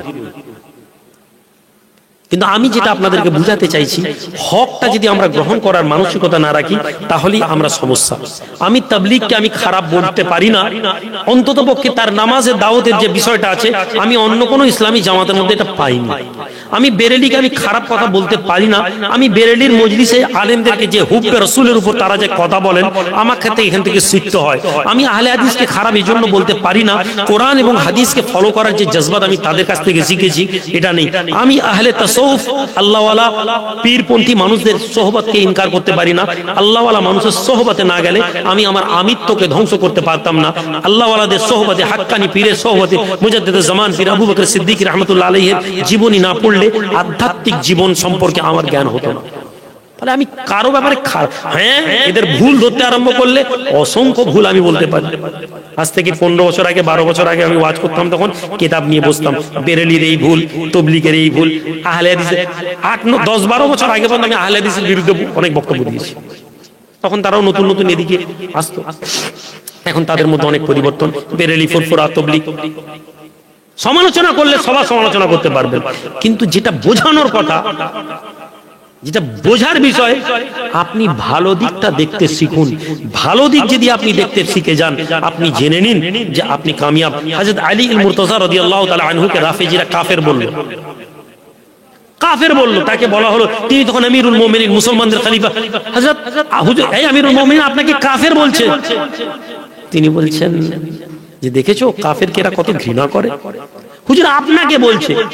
বলছেন আরে ওরা আমাকে বুঝতে পারেনি। সুবহানাল্লাহ বলবেন না? ওদের ভাতা দিতে তখন জিহাদ, ওদের বিরুদ্ধে জিহাদ তখনও করেননি। যখন ওরা আকীদার খেলাফ চলে গেল, ইসলামের বুনিয়াদের বিরুদ্ধে গেল, তখন তলোয়ার ধরেছেন। তার আগে ওদের বিরুদ্ধে হযরত আমিরুল মুমিনিন কোনো অ্যাকশন নেননি, যদিও তারা তাকে কাফের বলতে আরম্ভ করেছিল। উসমান ইবনে আফফানকে ঘরে বন্দী করেছে। কজন ছেলে? 25-26টা যুবক ছেলে তলোয়ার নিয়ে হযরত উসমান ইবনে আফফানের বাইরে দাঁড়িয়ে আছে। মদিনার বয়স্ক সাহাবারা অলরেডি 10,000 সোলজার মদিনাতে এক্সিস্ট করছে। 10,000, 10,000 সোলজার अवेलेबल অন দেয়ার। কয়েকজন বয়স্ক সাহাবী এসে, হে আমিরুল মুমিনিন আপনি কি করছেন? এই 25-26টা ফচকে ছেলে আপনার ঘর ঘেরা আপনাকে এ করছে, আপনি অর্ডার দিন, এখনই এদেরকে মেরে বার করে দিন। উসমান ইবনে আফফান রাদিয়াল্লাহু তাআলা বলছেন যে না, শোনো, আমি চাইনি রাসূলুল্লাহর শহরে রক্তপাত। ওরা আমাকে বুঝতে পারছেন, আল্লাহ ওদেরকে বোঝ দিলে বুঝে যাবে। রাতের বেলা পায়জামার দড়ি বাঁধছেন। জীবনে কোনোদিন পায়জামা তিনি পরেছেন বলে পাওয়া যায়নি। জিজ্ঞেস করছেন যে আপনি পায়জামা দড়ি বাঁধছেন কেন? আপনি পায়জামা দড়ি বাঁধছেন কেন? বলেন না পায়জামা দড়ি। আমি জবাব দিচ্ছি, আমি শেষে বলবো। এইসব বিতর্কিত কথা আমি সাধারণত বলি না, ঠিক আছে? মশলাটা বলতে অসুবিধা নেই। পায়জামা দড়ি বাঁধছেন, কি ব্যাপার? বলছেন আমি খাব দেখলাম আল্লাহর নবী ডাক দিচ্ছেন আমাকে, ওসমান চলে এসো তাড়াতাড়ি। বুঝতে পারছিলেন যে আমার মৃত্যু সন্নিকটে, পায়জামা বাঁধছেন। বলছেন যদি মারা যাওয়ার পর আমার সতর খুলে যায়। সারা জীবন হায়াত মধ্যে ছিলেন না, যার ব্যাপারে আল্লাহর নবী বলেছেন ওসমানের হায়া সবচেয়ে বেশি, ফেরেশতারা তাকে দেখে লজ্জা পায়। সেই ব্যক্তি পায়জামা পাইছে। চাইলে বলতে পারতেন আরে 200টা সৈনিক আমার ঘরের সামনে দিয়ে দাও তো, দেননি। বলার উদ্দেশ্য পার্সোনাল লড়াই কিছু নেই ভাই। পার্সোনাল লড়াই আমি কোন মতবাদকে মানতে পারি, ওই মতবাদ পৃথিবীতে শেষ কথা, এই ভাবনা যখনই আপনি আনবেন তখন আপনি ধ্বংস হয়ে গেলেন। যদিও আপনি যতই বলেন আমি মানি না, আমি সবাইকে মানি, নবীজির কথা, কোরআনের কথা ঊর্ধ্বে আর কিছু নেই, এই আকীদা আমাদের মধ্যে থাকতে হবে। কিন্তু এই কথা বলে হক যখন আসবে সেটাকেও ইনকার করব, এটাও সম্ভব না। বসে আছেন ইলমে তাসাউফের আলোচনা, বলে দিই পিছন থেকে ইমাম সাহেবকে ফোন করছেন। আচ্ছা, ইসলামে সম্মানিত আমাদের জলসা কেন্দ্রিক যে মেলা আমাদের বসানো হয়, ইসলাম শরীয়তে এটা কতটা জায়েজ? যদি জায়েজ না হয় তাহলে আমাদের করণীয় কি? এটা হারাম, এটা একটি হারাম কাজ মেলা। কিন্তু এখন বুঝতে হবে মেলা কাকে বলে। আমি আজকে আমার একটা লেকচারে আমি বলছিলাম, আমি সন্ধ্যাবেলা মেদিনীপুরে ছিলাম, যে সব প্রশ্ন বর্তমান আমাদের সমাজের সব মুফতিকে জিজ্ঞেস করা যাবে না। আমি অন রেকর্ড বলে যাচ্ছি, সব প্রশ্ন সমাজের সব মুফতিকে বলা যাবে না। কেননা আপনাকে মুফতিরও ক্যাটেগরিক্যালি জানতে হবে। এমন মুফতি আছেন যিনি ইন্টারন্যাশনাল কোনো খবর রাখেন না। পরিণতি সমাজের মধ্যে অনেক প্রশ্ন তারা জানেন না। যেমন একটা অনেক বড় জিনিস শেয়ার মার্কেট, আমাদের দেশের 80% মুফতিরা ঠিকঠাক ভাবে শেয়ার মার্কেট সম্পর্কে ধারণা নেই। এক কথা সবাই হারাম বলে দেন, কিন্তু শেয়ার মার্কেটের বিষয়ে অনেক ডেপথ এবং অনেক নলেজ দরকার, অনেক ডিবেটেবল বিষয়। আমি বলছি না এটা হালাল, কিন্তু এটা জানার বিষয় আমাদের ধারণা নেই। বহু আলেমরা এটা নিয়ে তর্ক বিতর্ক করেছে। মেলা হারাম, এক কথায় বললে মেলা হারাম। আপনি কি করে বললেন? মেলা কাকে বলে তাকে আগে ডেফিনেশন অফ মেলা আপনাকে জানতে হবে। মেলার সংজ্ঞা কি? মেলা শব্দটা একটা প্রচলিত শব্দ আমাদের দেশে হয়ে গেছে, যেখানে কোনো ঠাকুরের নামে বা কোনো পুজোকে কেন্দ্র করে কিছু দোকান ঘর বাড়ি বসে, এটাকে মেলা বলা হয়। এই মেলা সরাসরি নিষিদ্ধ, হারাম। কিন্তু একটি গ্রামে জলসাকে কেন্দ্র করে কিছু মিষ্টি দোকান বসেছে, গ্রামের লোক মিষ্টি কিনে নিয়ে যাচ্ছে, কিছু খাবার দোকান বসেছে, খাবার কিনে নিয়ে যাচ্ছে, এটাকে আমরা মেলা বললাম। এটা কি মেলা? এটাকে কি আপনি হারাম বলতে পারবেন? হ্যাঁ, ওইখানে ছাপ্পার দোকান, ওইখানে কোনো এমন জিনিস যেখানে ছেলে মেয়েরা প্রকাশ্যে গুদোগুদি করছে, হুড়োহুড়ি করছে, সঙ্গে সঙ্গে এটা হারাম। কিন্তু এটা যদি ওই শর্তে হারাম বলেন, তাহলে আপনার এলাকার বাজারটা হালাল না হারাম? আপনার এলাকার বাজারেও মেয়েরা যাচ্ছে, ছেলেরা যাচ্ছে, গুদোগুদি করছে, তাহলে আপনাকে বিষয়টা যতক্ষণ না গভীরতার সাথে আপনি বুঝতে পারছেন ততক্ষণ হালাল হারাম বলে বেরিয়ে যেতে চলবে না। আমাদের সমস্যা কি, আমরা এক কথায় হালাল বলে দিই, এক কথায় হারাম বলে দিই, কাফের হয়ে গেছে ওর বউ তালাক, কোনো ব্যাপার না। তাহলে আপনাকে ডেফিনেশন মেলার সংজ্ঞা জানতে হবে। এমন একটি প্রোগ্রাম যেখানে কোনো ঠাকুর অথবা গায়রুল্লাহর নামে কোনো মানুষ একত্রিত হয় এবং সেখানে এমন কিছু জিনিস তৈরি হয় যা গায়রুল্লাহর নামে উৎসর্গিত, এবং যেখানে প্রকাশ্যে বেহায়া ভাবে ছেলে মেয়ে বেহাই প্রচার হয়, এইরকম মেলা নিশ্চিন্তে হারাম। কিন্তু জলসা কেন্দ্রিক আলেম ওলামারা এসেছেন, গ্রামের মানুষ দু চারটা মিষ্টি দোকান খাওয়ার দোকান বসিয়েছেন, সেখান থেকে খাবার নেওয়া হয়, মিষ্টি নিয়ে ঘরে মেহমানদারি উদ্দেশ্য করা হয় ঘরে, এটাকে আপনি এক কথায় হারাম বলতে পারেন না। আপনার এলাকার কোনো মুফতি যদি আমার সাথে দ্বিমত করেন আমাকে জানাবেন, আমি তার কাছ থেকে কিছুটা শিখে নেবো। তাহলে হতে পারে আমি ভুল, আমি আগেই বলছি আমি মুফতি নয়। নাম্বার 2, বর্তমানে ইমাম এবং মুয়াজ্জিনের বেতন কত হওয়া উচিত, এটা তো ফতোয়ার বিষয় নয়। এটা কোন মুফতি ফতোয়া দিতে পারবেন না যে 5,000, 10,000, 20,000, 50,000 হতে হবে। ইমাম এবং মুয়াজ্জিনের বেতনের যে ক্লাসকে নির্ধারণ করেছেন বড় বড় আমাদের মুহাক্কিক আলেমরা, বড় বড় মাশায়েখদের বা যারা ফিকহ নিয়ে আলোচনা করেছেন, তারা বলছেন যে আলেমের বেতনের মানদণ্ড হবে ওই সমাজের সাংসারিক খরচের উপর নির্ভর। একটি সমাজে ইমাম সামাজিক লোক, তার বিয়ে আছে, দুটো ছেলে আছে, বাচ্চা, একটি সাংসারিক লোকের মাসিক কত টাকা আনুমানিক খরচ হওয়া উচিত সেইটা সমাজের কিছু বিশিষ্ট লোকেরা বসে নির্ধারণ করবেন। নির্ধারণ করে তারা ইমামের বেতনটা দেবেন। তাও এটা বাধ্যতামূলক নয়, কিন্তু বেতনের মানদণ্ডটা এই জায়গায় দাঁড় করিয়ে হিসাব করতে হবে। দুর্ভাগ্যজনক হলেও আমরা আমাদের ইমামদেরকে যেভাবে অপমান করি বেতন দেবার নাম করে, ইমাম এবং মুয়াজ্জিনদেরকে যেভাবে বেইজ্জত করি, তার কারণ আমি মাঝে মাঝে বলি যে আমরা বেবরকতির কারণ হচ্ছে আমাদের ইমামদের বেতন সঠিকভাবে না দেওয়া। আপনারা খারাপ ভাবেন অথবা কষ্ট পান, এক একটা ইমামের এখনো 4,000 টাকা বেতন আছে। এমনও গ্রামে মসজিদ আমি শুনেছি ইমামকে 4,000 টাকা বেতন দেয়, আর বলে ইমাম সাহেবের অনেক মিলাদ হয়, অনেক ইনকাম। আপনি ভাই বলুন তো, আপনাকে 10,000 টাকা বেতন দিয়ে আমি রাখবো, 24 ঘন্টা আপনার ডিউটি সারাদিনে, টাইম টু টাইম আপনাকে একসাথে 24 ঘন্টা ডিউটি, কিন্তু আপনাকে রাত্রি ভোর 4টায় তুলবো, দুপুর 2টায় তুলবো, বিকাল 3টায় 5টায় তুলবো, 4টায় তুলবো, আবার সন্ধ্যে 5টায় তুলবো, রাত 8টায় তুলবো। ডেলি টাইম বেঁধে দেবো, আপনি একটা গাছে এসে ডেলি ঠিক টাইমে, প্রতিদিন ঠিক টাইমে, একদম অ্যাকুরেট টাইমে পানি দেন। আপনি 1 মাস ডিউটিটা করে দেখেন দেখি, তখন আপনি বুঝতে পারবেন যে ইমামের ডিউটি মুয়াজ্জিনের ডিউটি কি। শীতকাল পড়ে যাচ্ছে, অসংখ্য মানুষ ঘরের মধ্যে শুয়ে থাকবেন, ঠান্ডায় হবেনি। কোনোদিন শুনেছেন আপনার মসজিদে আজান হয়নি? শীতের জন্য মুয়াজ্জিন বলছে আজকে ঠান্ডায় আজান দিতে পারবো না। আপনি সেই ইমামের বেতন নিয়ে, আসসালামু আলাইকুম, হ্যাঁ হ্যাঁ আসেন না, কমিটির লোক কই? কমিটির লোক নেই?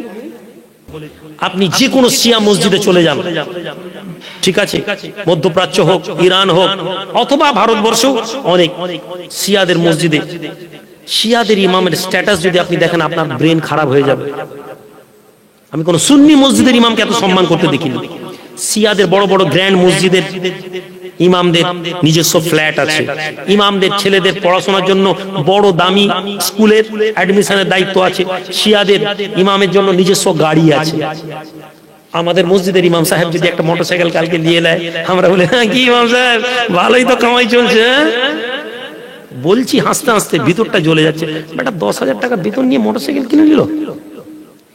যে জাতির লোকেরা তাদের আলেম ওলামাদের সোশ্যাল ইকোনমিক্যাল ডেভেলপমেন্ট সহ্য করতে পারে না, আপনি বলছেন না হুজুররা এত দামি দামি গাড়ি চড়ে বেড়াচ্ছে, সমালোচনার বিষয় আপনার। আমি আগেই বলছি, শিখে আপনি পীরপন্থী, আমি এক পীর সাহেব ওয়াজের মধ্যে উঠে আরেক পীর সাহেব পীরজাদাকে বলছে পীরজাদা ও কোথা থেকে এত টাকা পাচ্ছে বলতে, আপনি তার ভক্ত, আপনি বলছেন না হুজুর লোক এত গাড়ি দামি গাড়ি চড়বে কেন? আল্লাহ নবীকে বলা হলো ইয়া রাসূলুল্লাহ আমি ভালো জামা পরা পছন্দ করি, একজন লোক ভালো জুতা পরা পছন্দ করে, সে কি অহংকারী? আল্লাহ নবী বলেন ইন্নাল্লাহা জামিল ইউহিব্বুজ জামাল। আরে আল্লাহ তো সুন্দর, সৌন্দর্যটাকে পছন্দ করেন। একজন বড় লোক, একজন পয়সাওয়ালা লোক, আপনি জানেন তার দায়িত্ব কি সমাজে? আব্দুর রাজ্জাক বিন ইউসুফ বলে বাংলাদেশের একজন বক্তা আছেন, অনেক বিতর্কিত কথা বলেন ভদ্রলোক। কিন্তু ভদ্রলোকের কিছু কথা আমার ভালো লেগেছে। আমি আমার এই ইসাক সিদ্দিকী সাহেব আমার সম্পর্কে সালাহ হন, আমার একটা মনের ইচ্ছা ছিল যে ভদ্রলোককে দেখলে একবার কথা বলব। কেন? ওনার আকীদার সাথে, ওনার হাদিস চর্চার সাথে আমার সহমত নই। উনি অসংখ্য জায়গায় দ্বিমত, কিন্তু ইসলাম আমাকে যেটা শিখিয়েছে সৌন্দর্যতা, অনেক ভালো কথা। লোকটা পার্সোনালি মানুষকে অ্যাটাক করে না, এইটাই সবচেয়ে ভালো গুণ। আমি তাকে শুনিনি কোনো ব্যক্তির নামে সে সমালোচনা করেছে। তো আল্লাহর কি চান, আমি দুজন কিছু আলেমদের সাথে দেখা করার আকাঙ্ক্ষা মনে মনে রেখেছি, তার মধ্যে আল্লাহ অনেকের সাথে আলাপ করেছে। ওই বছরে দুজন উনার সাথে, আর মুফতি মনজুর মেঙ্গাল বলে একজন পাকিস্তানের বড় মুহাদ্দিস আছেন, বড় জাইয়াদ আলেম। আমার ইচ্ছা ছিল আল্লাহ এই লোকটার সাথে আমার দেখা করো। তো হজে এই দুই ব্যক্তির সাথেই আমার গত বছর হজে দেখা। আব্দুর